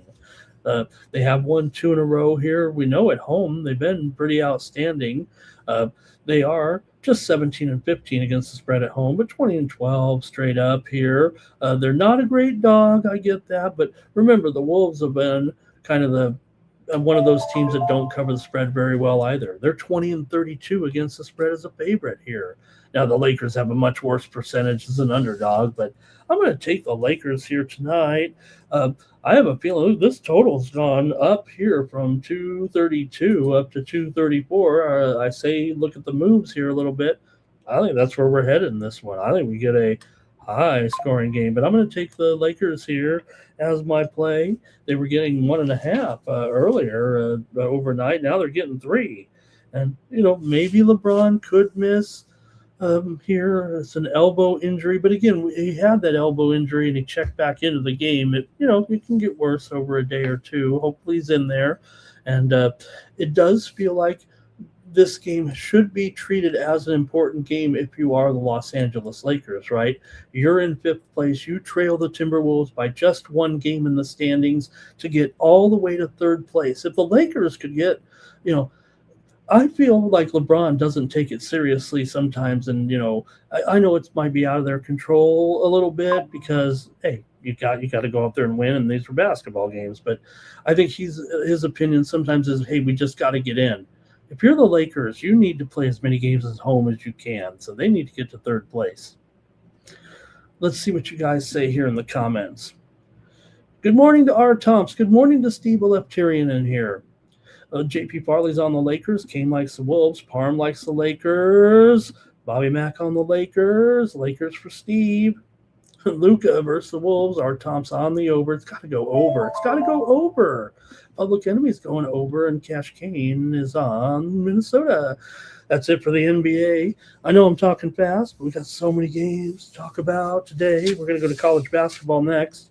There are a lot of games, but I'm only going to talk about 5 of them. I'm talking about the championship games today. We'll have time to talk about the Big 12. And remember, during the season, we talked plenty of game, here's Kansas State and BYU, Baylor and ASU. But, you got my play there a little bit there in that game between Baylor and ASU. And that's my big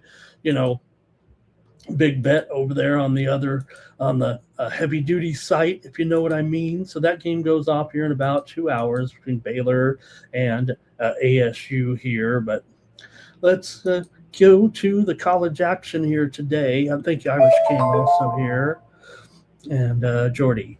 Let's go to the college scene here, and we got championship games. I'm looking at all 5 of them today. There'll be some more tomorrow. Okay, Monmouth and Hofstra here in this one. And look, we already talked about the steam that came in here on this game between Monmouth and Hofstra. I was on a show last night talking about how I thought this would be a lower scoring game in this one. I had Hofstra as one of my big plays last night, and they didn't cover. They did win to advance here to the final. And taking a look here at the Coastal, Monmouth comes in here. They are the 4 seed. They beat Campbell, who was the number 9 seed, because the Wilmington Seahawks got beat by Campbell. So they got the 4 against the 3 here because Charleston lost to Towson in the quarterfinals, and then Hofstra beats Towson there in overtime to advance here. And Hofstra is the favorite here, obviously, in this one right now. This one at 7 Eastern and 4 Pacific. It's 4.5, and this one's down to 133.5. Like I said, this total has totally been on the move. And the line here, what did I say? 4.5 now for Hofstra. There we go. A little bit of steam coming in the background there in the game between Lowell and Maryland-Baltimore County. Let's talk about that one real quick. In the America East semis, these are on campus sites. The steam just came in on the under here with Lowell and UMBC. It was 146. It's down to 144 here right now with Lowell. And I'm sorry. Over is the move. It was 146. It's up to 147 here right now. In fact, it was 145.5, up to 147 steam to the over. Let me make that clear. Lowell and Baltimore County. Okay, I'm talking Monmouth and Hofstra, though, here with Hofstra, a favorite in this one. But again, we're not dealing with the top seeds here. Maybe that leads to a little bit of volatility. Hey, we got some steam here in the background real quick. Alcorn, hey, they got it done yesterday. I was on Alcorn. Remember there, or was that with you guys? I'm trying to think here.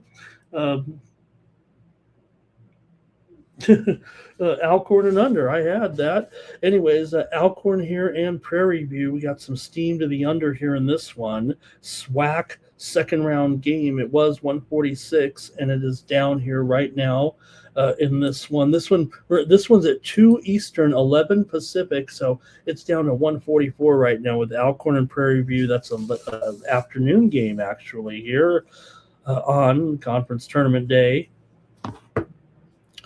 Okay, let's see here what you have. I haven't even talked about this one, but Monmouth and Hofstra here, it's down, like I said, to 144. And the total, I guess it went back up when we said it got steamed down to 132, and now it's 133.5. So there was some buyback here, obviously, on this one. Maybe they thought it did go a little bit too low, but I don't know if it did. Like I said, I think this is going to be a game that is going to be very similar to that Siena Merrimack game. I think we're looking at a game that's going to be in the 120s in this one. Hofstra's gone under in 9 of their last 12. Monmouth's gone under in 4 of their last 6. 4 of the last 5 meetings between these two teams have gone under here with Monmouth and Hofstra. Here, Monmouth comes in 19-14. They're on a long winning streak. Hofstra comes in 23-10. They're on a nice winning streak as well. Monmouth's won and covered 5 in a row. Hofstra's won 6 in a row and gone 8-3 against the spread in their last 11 games. Monmouth's covered 4 out of the last 5 meetings between the two teams, and both teams are good covers. Maybe Hofstra a little bit better as a home favorite. They are 8-5 ATS at home. As a favorite. 13-9 against the spread as a favorite. This one's in Washington, D.C., of course. Sorry about that. And let's see how you have it, though, here with this championship game with a chance to go to the NCAA tournament on the line here in this one. Going to the chat all-stars here and see what you got. And it's going to be Cash Kane on Monmouth. Steve's on the under. James Parham's on Hofstra. Public Enemy's on Hofstra. And Steve here, I think he likes Prairie View in that game, but Robert does like Monmouth here in this one, plus these points here with these two. All right. And like I said, it's currently at 4.5 right now. I'm taking Hofstra. I got burned yesterday. I'm laying the points again today. Oh, man, but I'm going with my algorithm over here. Give me Hofstra in this one. Hofstra has won them both this year, 73-57, 67-64. I will say, though, that Monmouth did cover that first game at Hofstra. They were getting 7.5 in that one, but the game at Monmouth was Hofstra favored by 1.5. So, okay, let's keep it moving here. And thank you, Terrell. He's going under in the first half there in the Baylor-Arizona State game. All right, another championship game here right now. Let's go to the Horizon League in Indianapolis tonight with Detroit taking on Wright State. Oh, man, the Detroit Titans have been impressive here right now with the winning here over Milwaukee and Robert Morris. There's a 4-point dog yesterday. Good on Detroit. Not since Dick Vitale. And my favorite coach, David Smokey Gaines, who followed up Detroit, ready to go to the NCAA tournament if they can get the win here in this one. The Wright State Raiders are favored. These two teams have been among the best spread teams in the country. Detroit's 20-9 against the spread this season. Wright State is 20-11 against the spread here. I think this is going to be a pretty tight game here, actually, between these two. But you know where I'm headed here in this one. I'm probably going to go under with Detroit and Wright State here. Give me the under at 153. Really? You think 153 in this one? Detroit's been going all unders here, haven't they, of late? Detroit here under in 8 of their last 10 games. Now, 9 of the last 13 meetings have gone over, but the last one went under, and that was an upset by Detroit at Wright State. Wright State owns this series. They've won 7 of the last 8 meetings. The 8th meeting was the last meeting. Detroit won it at Wright State as 11-point dog. So I'm taking Detroit here in this one, plus 3.5. Wright's won and covered 6 of the last 7 games coming in. Detroit, though, 7-1 straight up in ATS in their last 8 games overall. So they're clicking too, and I'm going to take did I say Detroit? I'm taking the under. But, hey, I think I'm on Detroit anyway. I think Wright State might be popular in the chat. Let me go to it right now. I haven't seen what you guys have put in there.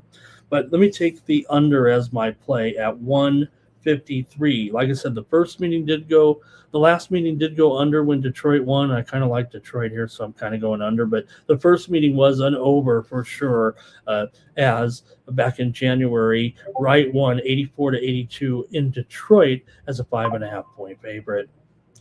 Go to the chat here, see if you like this one. Here's Wright State for Cash Kane. R. Thompson, Detroit, and the over. All right, give you another second here, and I'll move on to our next championship game. Although I did already give my pick out in this game. Let me put it up on the screen here. It's Siena versus Merrimack. And look, I kind of laid it out a little bit. Merrimack will be my play here in this one to get it done. I like Merrimack to win over Siena here. Siena's done a nice job. Credit to Siena. They could cover this game because I do think that this game is going to be, like I said, somewhere in the I think it's more going to be, 65 to 60. No, let me say here, 65 to 58 maybe, somewhere in there. I think Merrimack wins. I think it is an under game. Both teams come in here. Merrimack with conference tournament wins over Sacred Heart, just 70-48. The win over Marist was 58-57. Both games so far in the tournament for them, monster unders, and the Marist total was 128.5, and it still went under. For Siena, they did play a little bit higher scoring in their last game against Fairfield, and they won it there last game. It was 2 days ago, 76-61. They did cover, and they played also Mount St. Mary's. That game was only 63-58. They did win and cover in that one, obviously only 121 points. So if you want to double it up here, a little double play action, but I'm going to take Merrimack, I think, is my official play. Give me Merrimack to win and cover here. It might even be 4 right now. We talked about the steam that kind of came in here on Merrimack, and it is right now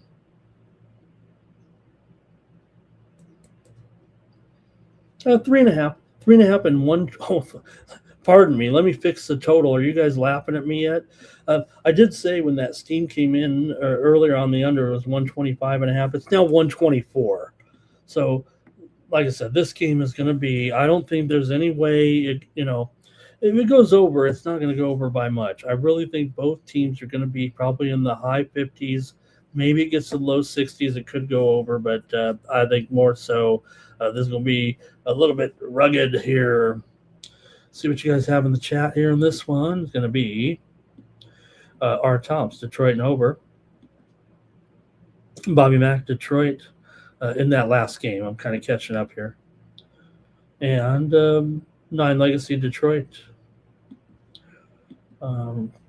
Thanks for these picks, you guys, in that one. Here's Robert on Sienna, Public Enemies on Merrimack. All right. You guys can still comment. I'll still come back and revisit those, but I'm going to the last championship game of the night here, or the next to last anyway. I do have like I said, there's one interesting note here with one of the games, but let me go to the obvious big nice game here with Santa Clara taking on Gonzaga here tonight in Vegas, and we've already seen that steam come in on the over here. On the under with Santa Clara and Gonzaga. Now, Santa Clara had the big, there we go. Santa Clara did have the big upset to get into the title game. Maybe, for St. Mary's, they were off the high of beating Gonzaga in the regular season, and they got beat bad in that game. Santa Clara did a great job, and like I said, that win to me gets Santa Clara, win or lose here. I think Santa Clara is in the NCAA tournament. Looking at the bracketology a little bit, I'm not just making a prediction. Santa Clara has won 3 straight, including tournament wins over Pacific and St. Mary's. Remember, they had to win 2 games after St. Mary's was thrusted into the semifinals. Like I said, maybe it hurts you a little bit not to get a tune-up game. For Gonzaga, they were put right through to the semifinals. They didn't really come close to covering there late. We were on Oregon State there, and they were 20-point favorites. They only won by 9. Talking about the Gonzaga Bulldogs here. And here they are, favored by 6.5 over Santa Clara. They beat Santa Clara by 8 in Santa Clara to get the money, and then they beat Santa Clara by 12, did not cover at home 16.5 in that one, as Santa Clara was able to get the money here in that one. So this total has dropped here. Like I said, Santa Clara 4-2 against the spread as an underdog. Gonzaga is a monster under this season, and we've gone under a lot with them, especially of late. Gonzaga's gone under in 5 straight. The overs come in 5 straight meetings between these two, but Gonzaga is not playing anything close to 150s right now in these games here. They haven't hit 150 in a game in quite a while. The last game, of course, against Oregon State, what was that? 121. The game against St. Mary's, 129. They drubbed Portland. That was only 137. The total was 150. They went under against Pacific. The final was 133. The total was 144. They went under against San Francisco. The total was 151. It finished 139. So it really does feel like that this total, even though it's gone down, I get it. Santa Clara, they're not necessarily an under team. They're 20-12 to the over this season. I will say this, though. Gonzaga, they're 20-12 to the over, but they're 17-9 to the over as a favorite. They're 3-3 to the over-under as an underdog. So I think it's going to be an under city here, actually. Santa Clara's won 13 of their last 15. They've actually, despite the fact they've lost 18 of the last 20 meetings against the Gonzaga Bulldogs, they're 8-4 against the spread in their last 12 overall. Let's hear from you guys in the chat in this one with Santa Clara and Gonzaga here tonight. And see what you got. West Coast Conference Championship game, the final game ever for Gonzaga in the West Coast Conference. They move on to the Pac-12 after this. Robert's on the under. R. Thompson's on the under. All right. I'm going to take Gonzaga here to get the blowout win, actually. Here, Terrell says Zags win and cover, lock in that number 2 seed in the West. And I do agree. Look, Terrell, I'm going to go with Gonzaga here, but I will say this. I'm not taking I think this is not a good Gonzaga team. I do not think this team matches up with hardly any of those teams. Yes, they've always been a disappointment for the most part, and I think this one's even a bigger disappointment this year. But, they're still Gonzaga. They'll win a few, I'm sure, in the tournament. Steve's on the over. All right, one more here right now but this one's a little bit interesting, a little bit peculiar. Let's talk about it, and then we'll be done with the colleges. The Northeast NEC Championship game here between Mercyhurst and Long Island. Long Island is already in the NCAA tournament. Mercyhurst is only in their second year in Division I. They cannot go to the NCAA tournament. The NCAA has a rule that you got to wait 4 years before you can get to the NCAA tournament with your new entry. I don't know why that. I mean, I think I do know why, but it does seem like a dumb reason. I'm paying my dues just like everybody else. But Long Island here, they are favored. Now, you could say for Mercyhurst here, right? You could say that, they're going to play, they're playing like this their championship game. This is it for Mercyhurst. And they've been a great cover, by the way, here. And so, hey, we'll win this one for sure because we're not going to the NCAA tournament. This is all we have to play for right here. But for Long Island, and like I said, they're in. They don't even need to win this game right here. So maybe there is a little bit to that. But there's still a pretty significant favorite here in this one at -6.5, talking about Long Island. And they've been great. They've been real good this year under head coach Rod Strickland. Remember Rod Strickland, the great New York Knicks guard? It was pretty steady, actually, right? So for Long Island here, look, they're still a pretty big favorite. They probably are much better. In fact, I think it is still 5.5. You might be getting a little bit of a discount. Let me see here.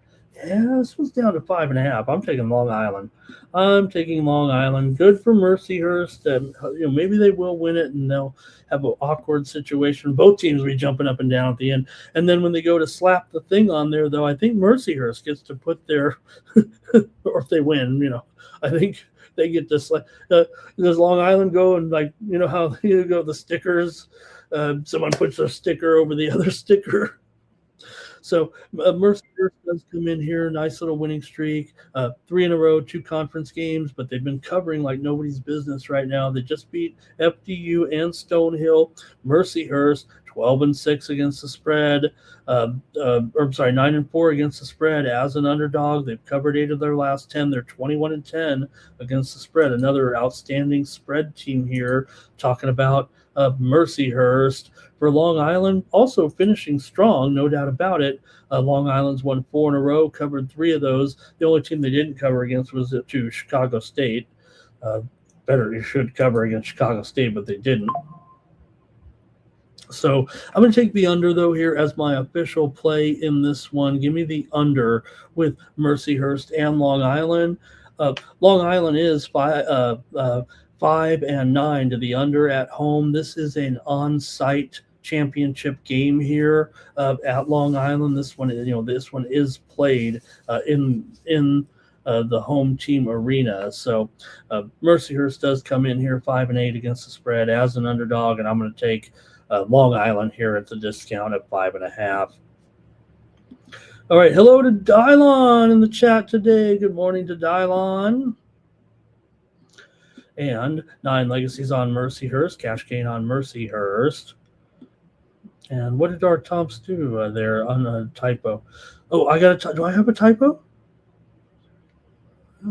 Robert's on Long Island and Public Enemy's on Mercyhurst. So, look, I get it when it comes to Mercyhurst. I just think Long Island is a real good team out of the NEC here. Watch out that maybe they could get a win. Maybe they can get a win in the tournament here.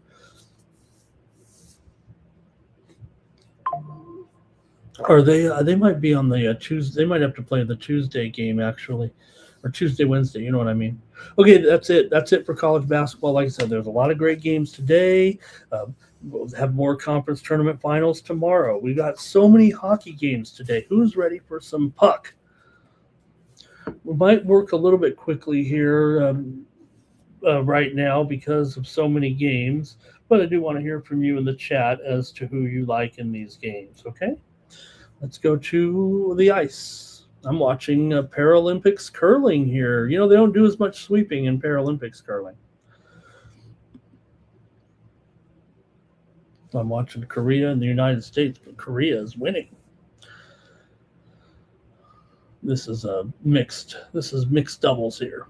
Okay, Blue Jackets and the Lightning will start us off here in HL action here for Tuesday night with the Lightning, a huge favorite here. What's going on here? I mean, the Columbus Blue Jackets, I get it. Look, the Lightning are awesome, but haven't they heard of the Columbus Blue Jackets here? 245 in this one.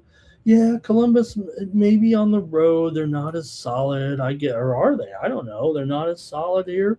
Total 6.5 over 20. You know, we're starting to see some totals here. We're starting to see some high scores. I don't know if we'll see a high score in this one, though, actually. Let me see what you have, though, here with Columbus and Tampa Bay. It's just that Tampa Bay, I don't know if I don't like laying any puck lines here, and I've been guilty of it. It seems like even the good teams aren't getting the puck line. And look, you're taking on a good team here in the Columbus Blue Jackets. We know how solid this team has been of late, and you're getting a very nice puck line price. I think it's minus $1.25, $1.30. Is that right? Here today with Columbus, why wouldn't they be able to stay in by a goal? Like I said, we're not really seeing that many empty net goals to get that. Yes, it's a possibility here, but Columbus actually just minus $1.15 on the puck line in this one. I think this total still a little bit too high for me with these two particular teams. Tampa Bay, they've had some struggles here of late, no doubt about it. I mean, for a team that is one of the best in the league, I mean, they've been losing games, no doubt about it, here of late. They just lost to Buffalo. Hey, no problem in that. They were just on a 4-game road trip, and they lost 3 games, okay? It's tough.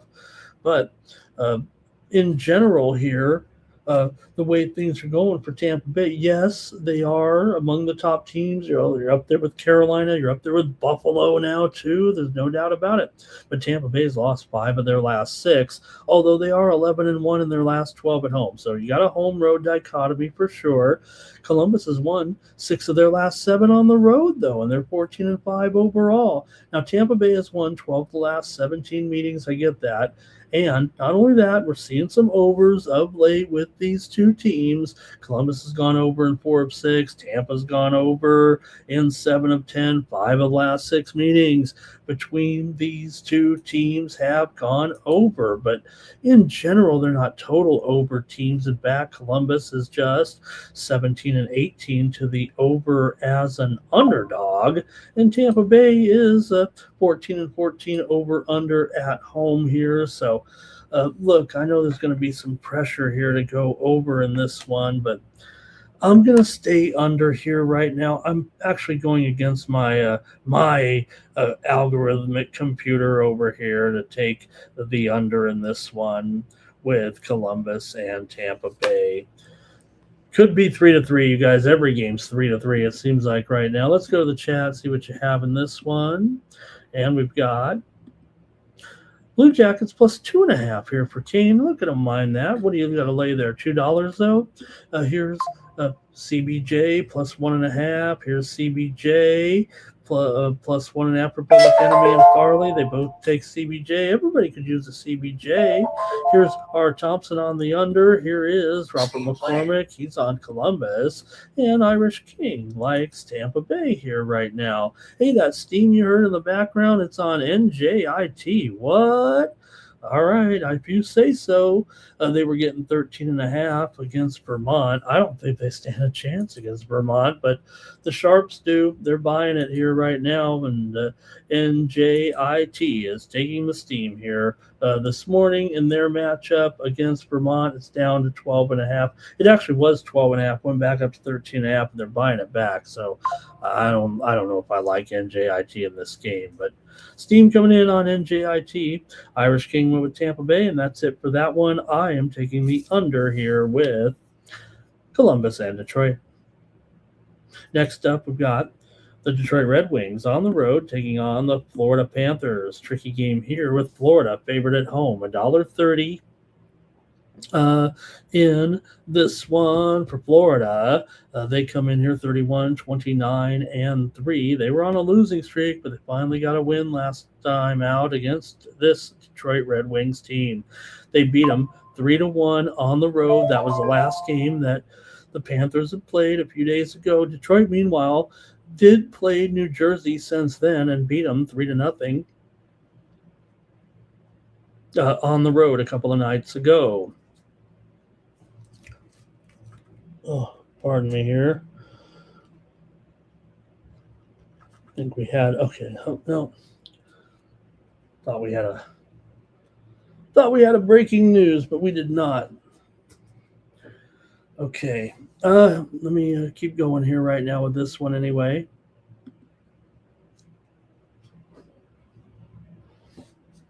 All right, so let's see what you have here in this one. Like I said, a little bit tricky, it feels like, on the road, but Detroit, look, they're playing just fine. And, Florida, a little bit of struggles here, like I said, of late. Detroit coming in off a win over New Jersey. They did lose that game to Florida, no doubt, but get a little revenge here.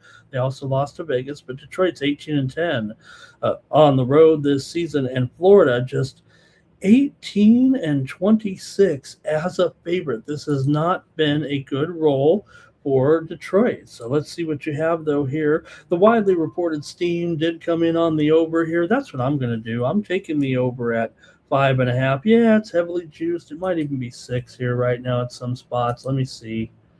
Yeah, I better move it here to 6 just to be a little bit, show you I can. It's 6 under 15, 6 under 20 or so. I'll take it at 5.5, heavily juiced, but let's be fair here, and I'll take the over in this one with Detroit and Florida as my play here on the show. Let's see, go to the chat here. Let's see what you got. We've got Detroit for Irish King. Farley's on the over. Robert's on Florida. Public Enemy's on the Red Wings, and Art Thompson's on the under. Hey, we got somebody on everything here with that one. Maybe Detroit got the minor consensus, but all right, keep it moving here right now. Next up, we're going to the Leafs taking on the Canadians here in an all-Canadian battle with Montreal. $1.70 in this one. They're down to $1.60 here at some spots. It's right around there. Total here, 6.5 over 20. And why wouldn't it go over with these guys? We've talked all year about the Canadian teams playing each other, going over all the time, and you'd think this one would too. Toronto's in that big-time slump as they're fading away here right now. They're not going to the postseason here anyway, sitting in last place with Florida right now. For the Canadians here, they're in the playoffs here currently, but they got to keep the pressure on. They got to keep winning here right now, no doubt about it. Montreal coming in off of a road win over the Kings. They just traveled to California, lost 2 of 3, lost to San Jose and Anaheim before they did beat the Kings. Toronto, meanwhile, though, this is a bad losing streak, and kind of got to look to the puck line in this one, right? Montreal is just 8-20 as a puck line favorite. That's a little short of really what you want to be. Toronto, 17-14 as a puck line underdog here. It's not great. great at all, but we'll see what happens here with Montreal and Toronto. I'm sure goals got to be on the docket, although the last meeting was just 2-1. Canadians won in Toronto. The first meeting, though, Montreal won 5-2 at home. So let's see what you got here. I don't think I can go under in this one. I think I got to probably go with the over, but let me hear from you guys in the chat here. With Wool and Davis in here. Let me also look at the goalie computer a little bit, see if we have any confirmations today. Here we go in the chat. Over for Kane and Irish King. What are you watching, the hockey there? Here's our Tomps on the over. Kane says the Leafs can't get up here. Farley likes the line here. Jordy likes the Canadians in this one. There on the money line.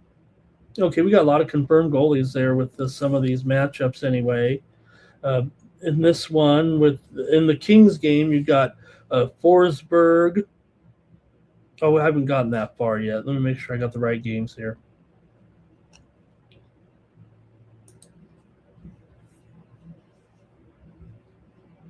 Let me make sure I got the right games here. Okay.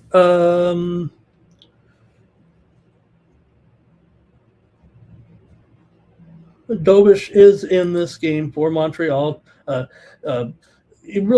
Montreal's been their goaltending has been one of the biggest problems this season. But you do have Dobish here. Has solid outings in his last three. Toronto's on this losing streak right now, 8-5-2. Dobish stopped 36 of 39 against the Kings. So he is 2-1-1 since the start of February in 4 appearances of 3.78 goals against. Not good, but 303 for the season here in this one. I'm going over here with Toronto and Montreal. Give me the over tonight. I got to go over in this one. Montreal's 18-12 to the over at home. Toronto 16-13 to the over on the road here. And I think if you look overall with this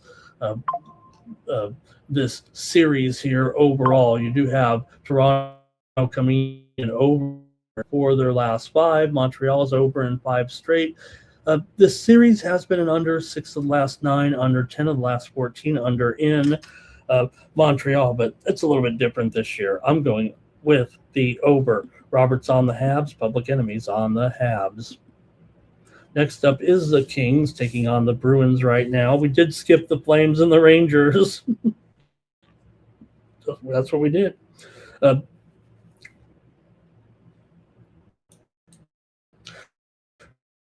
Bruins here, minus $1.50 right now. Total 6 here right now. Wow, is it 6? Is it really 6 here with the Kings and the Bruins? Okay, if you say so. For LA here, they've been alternating wins and losses. So are the Bruins. If they keep doing what they're doing in this pattern, the Bruins should win this one. And why wouldn't they? They've won 12 straight games at home right now. They've been incredible, actually. Doesn't $1.50 here look a little cheap for a team that's won 12 in a row against a West Coast team that definitely a little bit inconsistent here.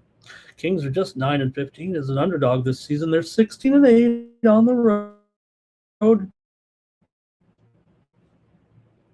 Got to give them some credit. That's where they've done their best work here. But the Kings right now come in here with a 3-7 record in their last 10, 2-4. They're in their last few games here on the road.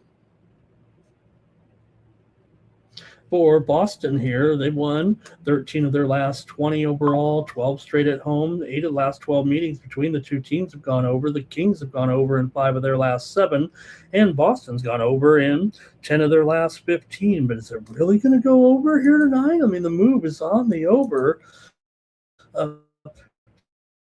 sure with these two. You got Kemper, you've got Swayman. That's what I'm going to do. Give me the under here with the Kings and Boston. The Kings are 8-15 to the under as an underdog, and even though Boston's 35-28 to the over, they are just 11-11 over under as a favorite. So 24-17 to the over as a dog. When they're a favorite, they get a little bit more defensive, and I think that's where this one will end up going. Give me the under here with the Kings.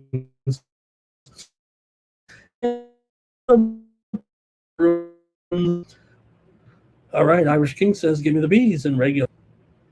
And you just see my face get all mad there when the buffering starts. Cash King, Bruins money line, Rangers money line, JP Farley on the Bruins, Robert on the Bruins. Why wouldn't we take the Bruins here? That'd be a lot easier than taking a total probably. Rangers money line, though, here for Irish King, and he does like the over here as well, or in that Flames King. I didn't preview that one, but thank you to Irish King for doing that for us. Bruins here for Public Enemy. R. Thompson is on the under, and so is Robert here. I think it's just 6. Land 6. I got to be on it. I got to be, I know the Sharps are on the under, though, and I kind of want to be on them. All right. The United States and the wheelchair curling mixed doubles, they'll be in the bronze medal match. China and South Korea for the gold medal. Okay, LA Kings for 9 Legacy. All right, keep it moving here right now. Penguins and the Hurricanes, or as I like to say, Hurricane. Rock you like a hurricane.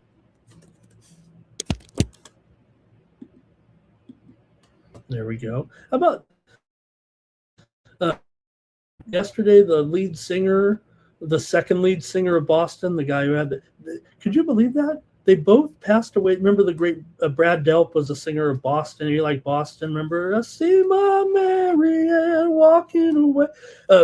So he passed away 19 years ago. And then yesterday, the guy who took his place, who they hired because he did a bunch of YouTube videos and he sounded just like Brad Delp, so they made him the lead singer of Boston. He died on the same day. That was strange. I see my Marianne walking away. All right. Marianne, you out there?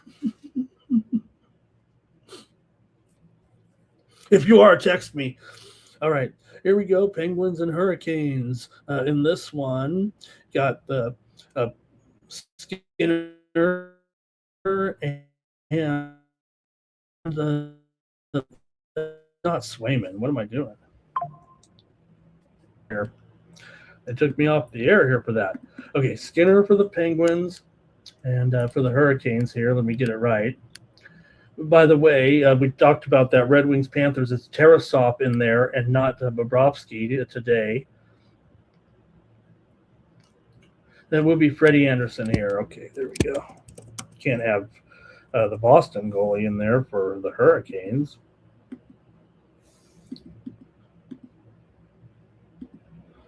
Okay, here we go. Hurricanes favored in this one. That line is wrong too, so I think I was just typing over something probably. The Hurricane, maybe it should be only $1.50. Do you really trust the Hurricanes at $2.35 against the Penguins here? Look, I know the Hurricanes are great, and right there with Tampa, one of the best teams in the league, but again, I'm not trusting a lot of these puck line favorites like this. Right now, the line is down though to 200, which is a bit of a move to the Penguins. Actually, the total here feels mostly like 6 over 15, but there is some 6.5 under. What you think? Here we go. There we go. That is about as close as it gets to the right line here. It feels like right now, with the Hurricanes favored here in this one for Carolina here. They were as high as 235 actually coming into this one. Carolina is 40, 17-5. They are coming in here off of a loss to Calgary last time out, snapped a 2-game winning streak. Still Carolina 23-8 at home this season. Pittsburgh just 16-18 as an underdog. You got to look to the puck line here. Carolina 22-36 as a puck line favorite. That's not awful. That's not bad. Pittsburgh, though, is a terrific 27-7 as a puck line underdog. Remember, I want my puck line underdogs at least 67%. Well, that is close to 80%. For Pittsburgh as a puck line dog. They probably should hang in here. The number's kind of gotten a little bit bigger here because the move has been on Pittsburgh, probably just because it was a little bit too high, it feels like. Right now, Pittsburgh is minus $1.40 on the puck line here. The fact that this one has moved down a little bit to 6 over 15. Let's see how you have it. Carolina is 22-11 to the over at home, 32-26 to the over as a favorite here. If this one's moving down a little bit, or is it? Let me see here anyway. I don't know. I mean, it seems like it is moving lower here. Maybe it is going to be a bit of a I'm going to buy it up to 6.5, and I'm going to go under. But let me take the under in this one with Pittsburgh and Carolina. I know Carolina is under at home. I'm bucking my trends here a little bit. I'm going to go under in this one with Pittsburgh and Carolina. Let me read the trends a little bit here. Maybe that'll pull me out of it because there's no doubt that Carolina is a over team at home, but 8 of the last 9 meetings between these two familiar foes have gone under. Pittsburgh's gone under in 5 of their last 7. I'm going to go under here. It is 6 over 15, but you can get 6.5 under 25. That's probably what I'll be under here in this one. All right. Here we go with our Tom's likes my Boston song there, and she's on the under. J.P. Farley's on the Penguins. Irish King. Carolina team total over Svechnikov to get a goal. Jordy's on the Hurricanes here. Public Enemy likes the Canes on the puck line. 9 Legacy. Pittsburgh puck line and over. Next up, we're moving quickly here right now. We got the Sharks and the Sabres. This one looks pretty good here. We know how hot the Sabres have been. Sharks haven't been awful. They're falling out here. Probably not going to make the postseason, but good season for the Sharks. Great improvement this year. The superstar rookie here. Going to only get better, it feels like, for the Sharks in the years to come. Got Buffalo here, though, absolutely on fire right now with no end in sight. They've won 7 straight games. Here again, right now, they're doing it 12-4 in their last 16 games at home as well. They've beaten San Jose in 15 of the last 20 meetings at home, actually, over the years. That's 20-year sample size, but San Jose's lost 5 of their last 6 on the road. They've lost 5 of the last 6 against Buffalo, going just 3-7 in their last 10 games. Overall, San Jose's 5 of their last into this one. Is this thing on? All right. So this one, look, 6.5 over 20. It's definitely around that number, right? I want to make sure. 6.5 over 15. I'm seeing 6.5 over 25 at Bovada right now between these two. It's not like these two teams are, hardcore over teams or anything. In fact, I think they're kind of just 50-50 proposition for the most part. This number might be a little high right now. I know we got Nedeljkovic going up against Lyon here, it looks like, but give me the under here in this one with the Sharks and the Sabres tonight. I'm going to go under 6.5 here in this one. We'll see what the Sharks really can do. I actually think that they might be pretty live here. What's the puck line on the Sharks? Because, like I said, no one's covering puck lines these days. Minus 140, that might be the way to go. But at 6, take the under in this one with the Sharks and the Sabres. Keep it going here right now with you guys in the chat. Thank you very much for being here today. We've got 5 dozen of you watching me here. I'm nervous. Okay, Sharks for Cash Kane. Sabres for Jordy. Sabres in regulation for Farley. Irish King says Buffalo, money line in regulation, Public Enemy, liking the Sharks here, plus 1.5.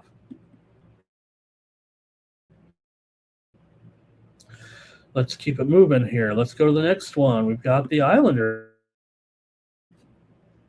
The Islanders are taking on the Blues here in this one.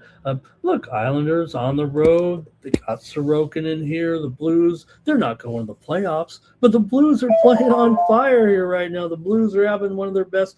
They had one other big winning streak, remember, one good winning streak, but this one feels even a little bit better right now. They're not going to go to the playoffs here, I don't think, but hey, they're on a winning streak right now. They won 5 in a row.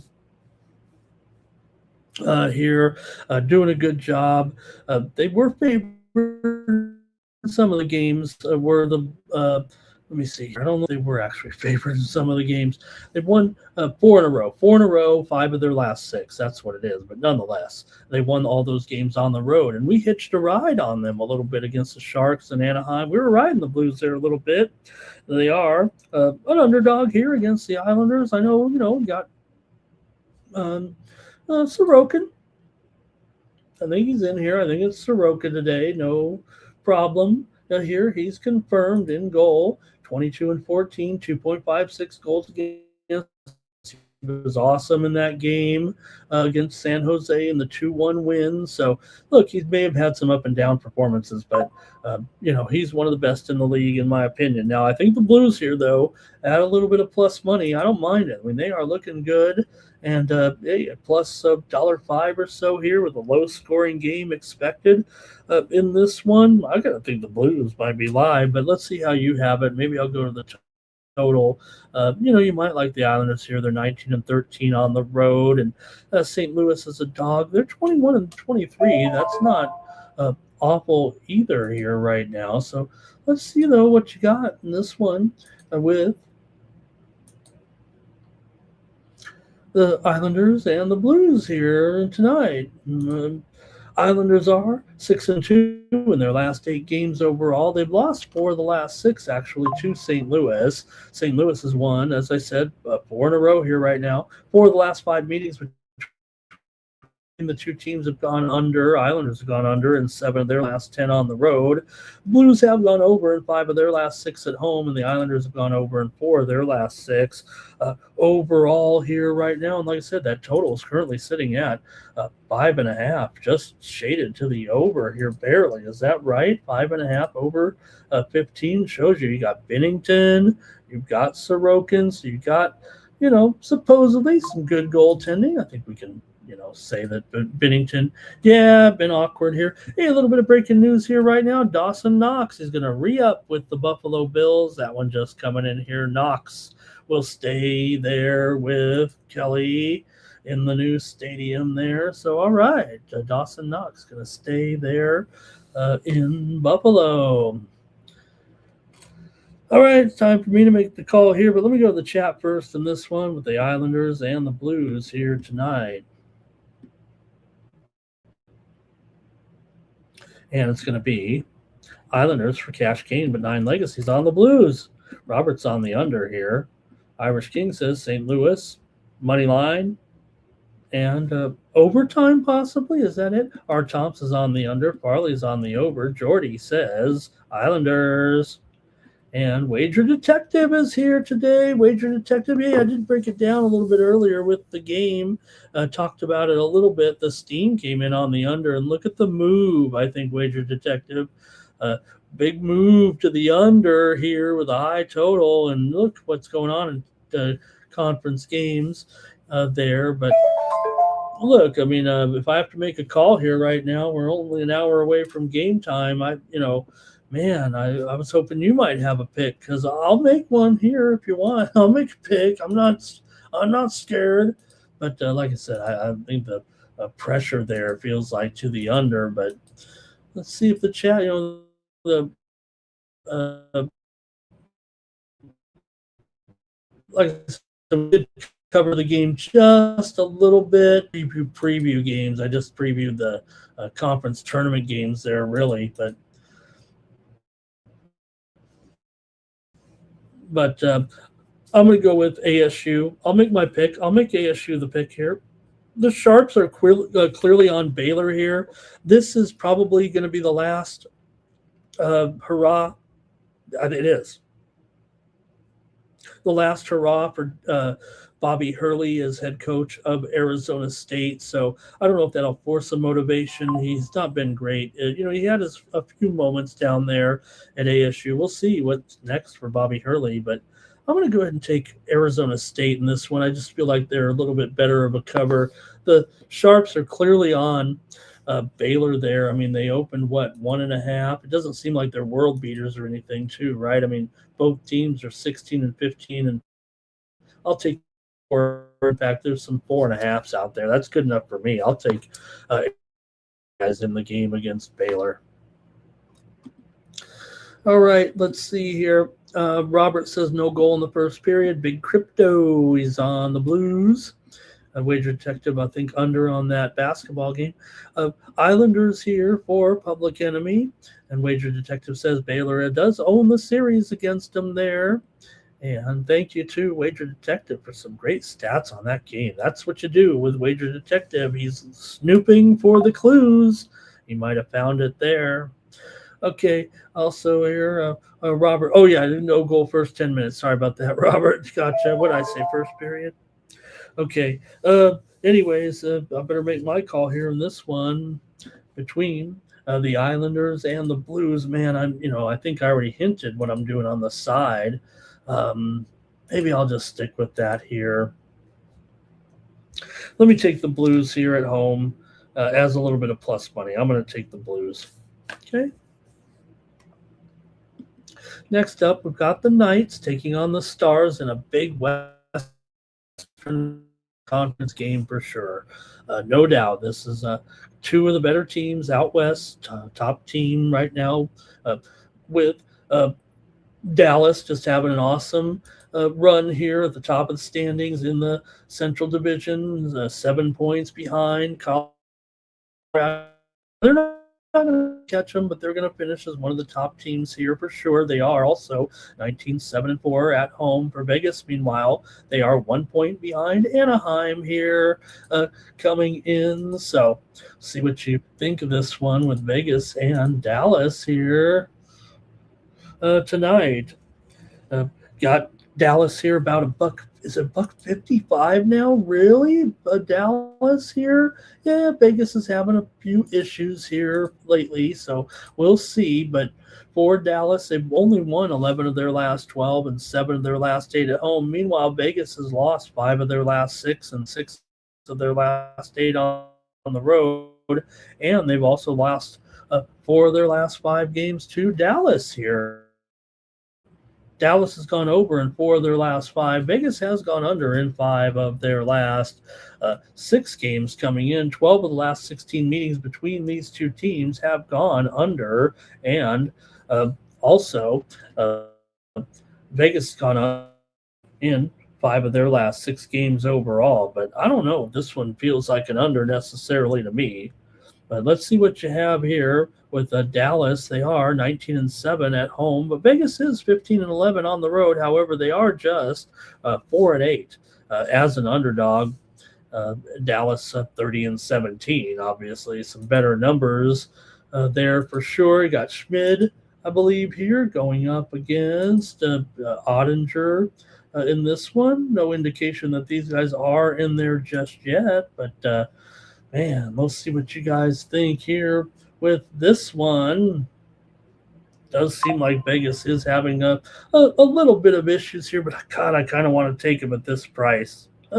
I'm gonna take them. Give me Vegas here at plus money in this one. I'm taking Vegas to get a win here tonight in Dallas. I gotta go with the dog. $1.55. We're getting a little bit too high. $1.45 at Circa, $1.50 Bet Online, $1.47 Bovada, $1.55 DraftKings. I'm going to take the dog in this one. PGK here for Irish King. Farley likes the Stars here. Cash gains on Vegas. Roberts on the Stars in this one. A Jordy on Vegas. Time Legacy on Vegas. I'm riding with Vegas tonight. Next up, we're making time here. We're going to make it in time for the college basketball here. Having a great time with you guys. Did we do this one already? Penguins and We did the Penguins and the Hurricanes a long time ago, right? Yeah. What's going on here? Did I miss a game, you guys? Oh, just the Flames and the Rangers. Okay, here we go. sorry, gang. Next up, we've got. Oh boy, I've just lost my place. That's all. Oh, I got it here. The problem is, we're on the Mammoth and the Wild, but I've done what I do like every once a week at least. Look at here, I'll show you. I've called them once again the Jazz, so I couldn't find the Mammoth. Speaking of rock bands, right? Who liked Mammoth? All right, but Vedmilka and Gustafson, man, the graphics man is having a problem here. He might be on the edibles or something. I don't know. Let me fix that. Maybe just too many games. Okay, here we go with the Mammoth on the road against the Wild here. Mammoth have been playing pretty good. We know the Wild have been out of their minds as well. So this is actually a pretty decent game too here right now with the Mammoth looking pretty decent here. They've won 12 of their last 18. They've also beaten the Wild in 5 straight meetings between the two teams. Utah 6-3 their last 9 games on the road here right now. Minnesota, though, they've won 8 of 11 and won 4 of their last 5 games at home here. Minnesota and Utah have gone over in 4 of their last 6. Minnesota's gone over in 4 of their last 19 overall. The total is at 6 over 25. I have a feeling that's wrong.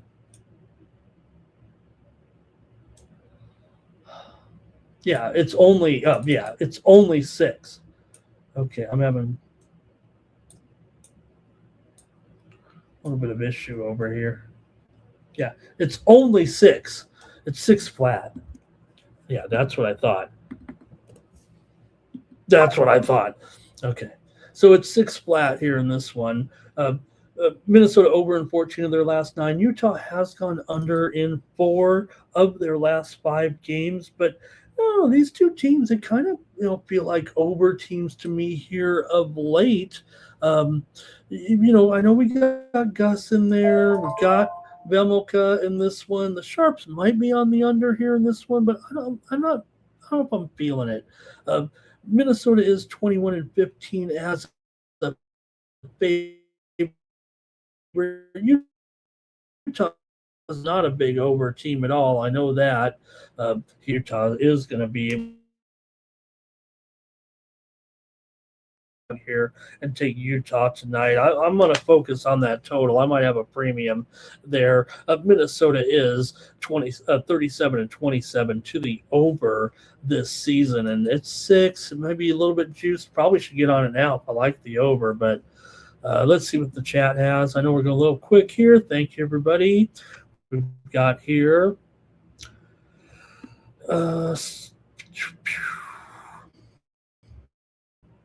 Minnesota at home, that's a win, says Irish King. Kaprizov for a goal here. Boldy for a goal. You guys are kind of liking Mini here, I know. But I'm probably going to be – I'm on Utah here on the road. Give me Utah. A couple more here. Ducks and Jets. Decent game here, right? You got good goaltending, right, with Dostal and Hellebuck here. Winnipeg's won 3 in a row. Are they waking up? Are they waking up just a little bit too late here right now for the postseason?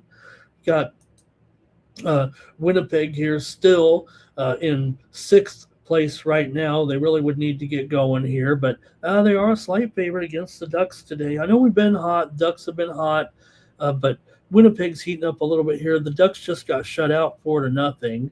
They are terrific, but they are just 13-15 on the road. Winnipeg is 15-11 at home. So I think this one might be a little bit tough for the Ducks here. Ducks have won both meetings this season. They won both of those at home, 4-1 and 5-4 back about 2 weeks ago or so. That one went overtime, but the Ducks did win them both here. But you see the total here, 6.5 over. I'm sorry, 6.5. Did someone say 6.5 under 20? Oh, well, if that's the case, I might like that even money price actually. Uh, Ducks are 18 and 12 to the over on the road, 23 and 18 to the over as an underdog here. Uh, the Ducks are 8 and 12, 8 and 4 to the over in their last 12 games on the road. Anaheim has gone under in 4 of their last 5. The Jets have gone under in 6 of their last 7, and they've also gone under in 6 of their last 7 at home. The Jets have beaten the Ducks in 10 of the last 11 meetings here in Winnipeg, but the Ducks have actually won 4 of the last 5 overall. So the home team has dominated in the series when these two teams have met here of late. Let's see what you have here with Anaheim and the Jets in this one. A lot of pressure to the under here right now. That's why it's gone to 6.5 under here, huh? Because you got these uh, stellar goaltenders in here a little bit, but I'm going over. I'm bucking it. I'm going over with the Ducks and the Jets here, mostly because I've got to be honest. I thought it was going to be a higher. I thought it was going to be 6.5 over 20. It's 6.5 under 20. I'm going over. Like I said, I think you got two teams that mostly been over teams for the most part, especially Anaheim games. They go over. Here we go with Irish King says Winnipeg, Jets are flying high at home. Public Enemy, Wild and Utah under. Robert's got the over with me. Nine Legacies on Winnipeg. Barley's on the Jets, and so is Jordy. Hope you don't mind how quick I'm going, you guys, but we've got a great show and about done. Predators here and the Kraken in this one, and you got the Kraken here, a favorite at home, and why not? I mean, come on, the Kraken here with a couple losses in a row, but Nashville hasn't looked too good here of late. Nashville lost to Buffalo last time out. They did beat Boston, but they are 16 and 29 as an underdog this season. Seattle's a favorite for just the 9th time this year. They are 16 and 11 home this year. Seattle comes in at home in 5 of the last 6 meetings. Nashville's 1-4 straight up in their last 5, just 2-4 against Seattle in their last 6, and 1-7 on the road. They haven't looked good in their last 8. Nashville's gone under in 6 of their last 7 games here coming into this one. Man, it does seem like it's going to be a tough one for Nashville here. The Sharps are all over Nashville. Usually I take Nashville. Look, maybe I haven't won a ton of money. I just always bet on Nashville, but I don't know if I'm going to hear in this one. And is the total here, is it another one where it's 6 over 20? Well, it's 6. It's 6. It might be over 15, but I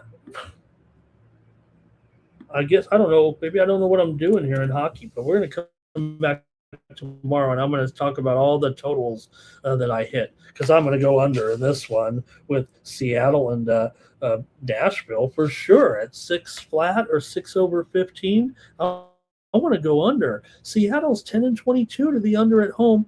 This is only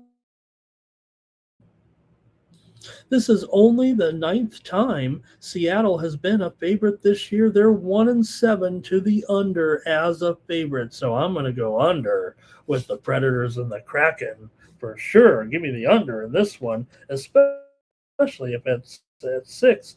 I'm marking my sheet right here because I had it at 5.5 on my personal numbers here, 5.5 over, but still I had it at 5.5 on my ratings. So here we go. A few more picks here. We've got Robert's on the Kraken. Farley's on the Kraken. Public Enemy's on the under here. And Nine Legacy likes the Seattle Kraken. And we've got the last game of the night here with the Oilers taking on the Avalanche. And look at this total. Okay, it's not 70, but I thought it was actually for a while, right? Was it for a while? A few books. Okay, it's mostly 7 under here. Forget it. I'm going over. Come on. That's my number on there at 7 under, 7 over 25. It might be 7 under. Am I on the air? I'm going to get off the air here. I'm sorry about that. I think it's my fault today. I think I've just got my computer just using up too much memory. I've got too many tabs open. No naughty tabs or anything. I don't do that on this computer. So here we go. Don't watch your don't watch your Colombian chicas on your gambling computer. They have a different computer. Okay, I'm just taking the over here in this one. Why not? Every Oilers game goes over right now. Doesn't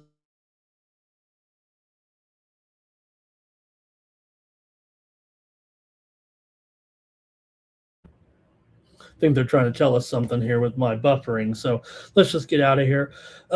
Similar to the last game, when the Oilers are an underdog, they are 8-1 to the over. We already know they've gone over in practically every game out of the break here right now. The last game did go under against VGK the other night in a 4-2 victory, but remember before that, 9-goal game with Carolina, 9-goal game with Ottawa, 9-goal game with San Jose, 9-goal game with the Kings. This game's going to be 5-4 tonight, I would think. Maybe, they're playing the Avalanche, so maybe there's a chance, I guess, that it could be.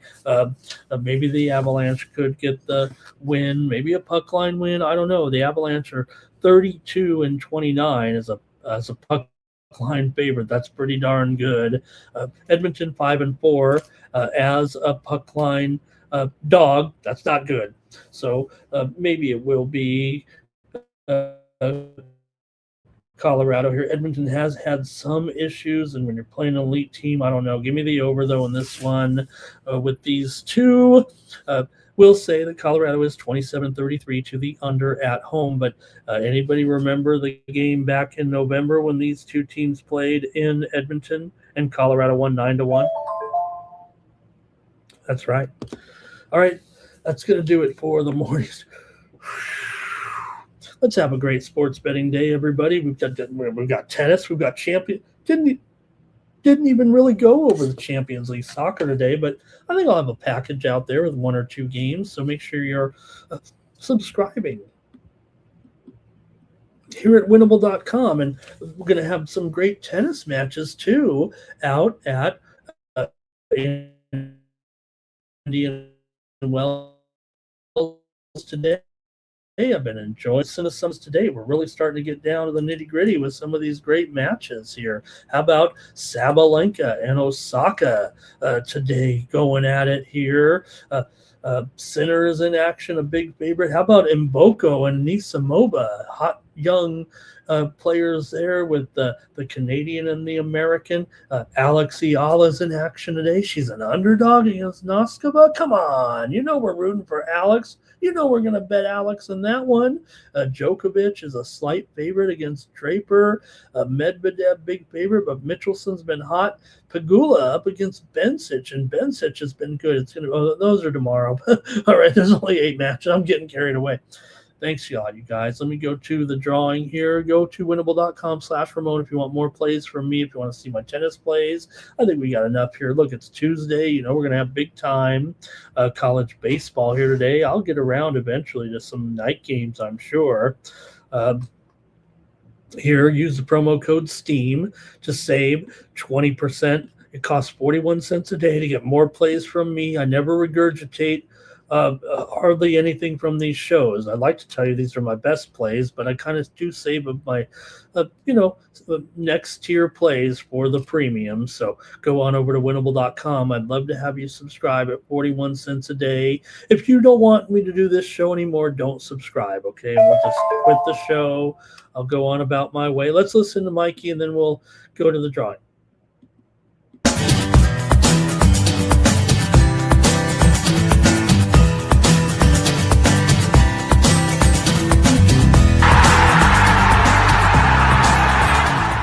Hey, it's Mikey Money here, letting you know the Sports Money team is live on Winnable. Come check out our best bets. For a low monthly cost, you get the very best bets delivered instantly to your phone by text the moment they're locked in. No delays, no missed lines, just the smartest plays at the best odds. We do the work, you get the plays, and they're sent right to your phone right when we drop them. Don't wait, don't guess, don't miss the line. Join the winning team today and start cashing tickets with Winnable.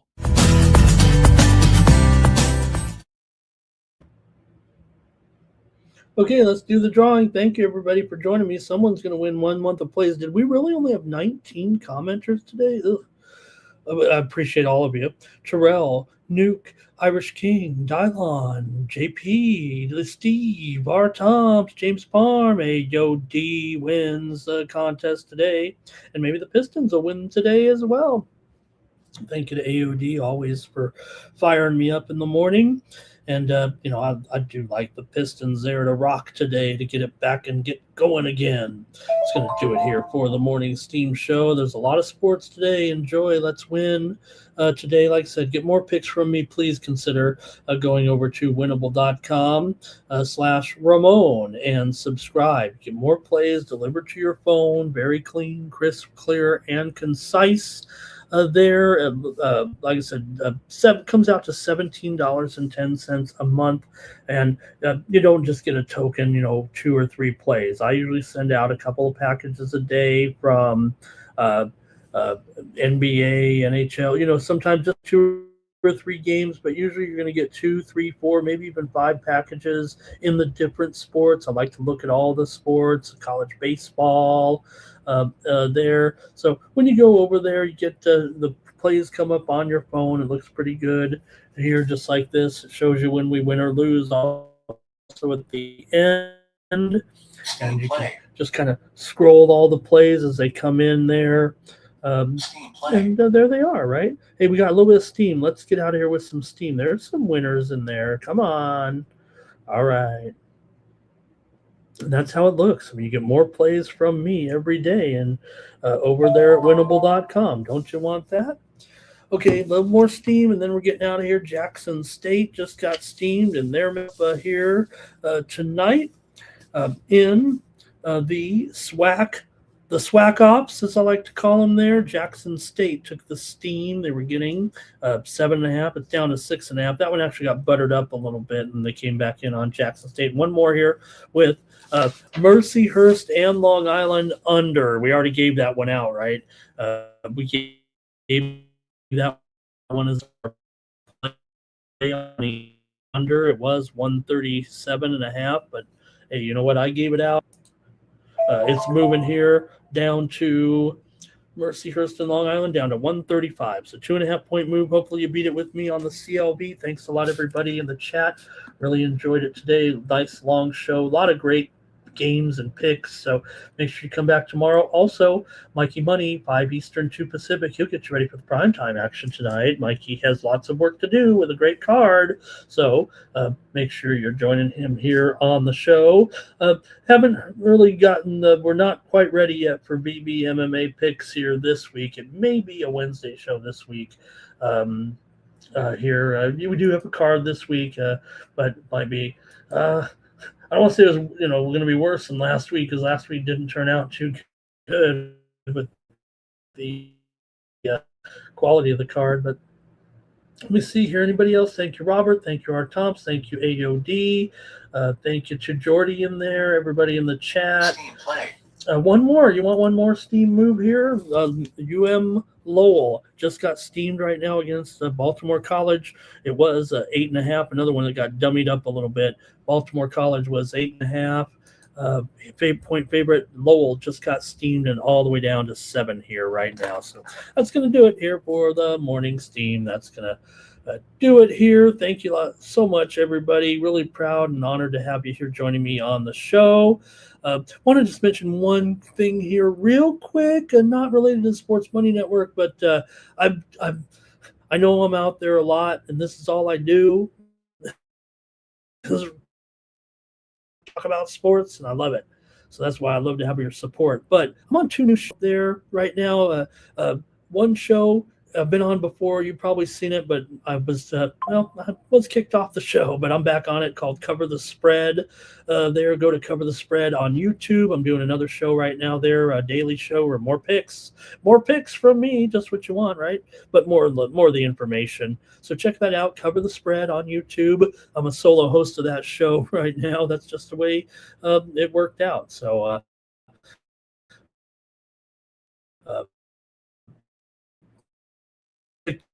that show. And also the drive-through. When you watch Money here, he's on from 5 p.m. to 2 p.m. I want to invite you after that show to go over to the Tony's Picks YouTube channel. Everybody knows I'm kind of over there as well, doing some shows. But look, you watch Mikey Money from 5 to 2. And then now new show started yesterday on the Tony's Picks YouTube channel. Not really a new show. If you watch these shows, I am on one of the classic shows from YouTube sports betting called The Drive-Thru. It's a show. It's about 6 years old, and that's pretty long in this world, right? The show had been discontinued after the passing of Mr. Wilson, but it's back now, and I'm on it. They're kind of in the anchor role a little bit, the last capper role there, and that's at 6 p.m. Eastern, 3 Pacific. So join Mikey for his show, and then come on over and check me out over there at the Tony's Picks YouTube channel. I'm on the Drive-Thru there now, probably every day unless I fall asleep or something. But I'm not. We're getting ready for the games, so check me out over there on that one too. Okay, you guys, I'd love to see you over there. Why not come over there and tell them how good I am, okay? Go in the chat and say how much you guys like me and make them feel like they made the right move to bring me on those shows, okay? I really appreciate it. If you don't want to subscribe, please do that for me here. I got a big ego to feed, so thanks a lot, everybody. We'll see you tomorrow morning. Steam for the Sports Money Network, live from Las Vegas. I'm Ramon Scott. So long. Cover that's gonna cash. Then we make the 100-yard dash to the window. I don't know what you thought. It's Ramon Scott running so hot. Sports make money and we make money with sports money every single day. NFL, NHL, NCAA. Stay away from the juice, we might play a parlay. It's the morning steam. What? Ramon Scott. Sports money. What? Wake your ass up and let's get to the money. Get to the money.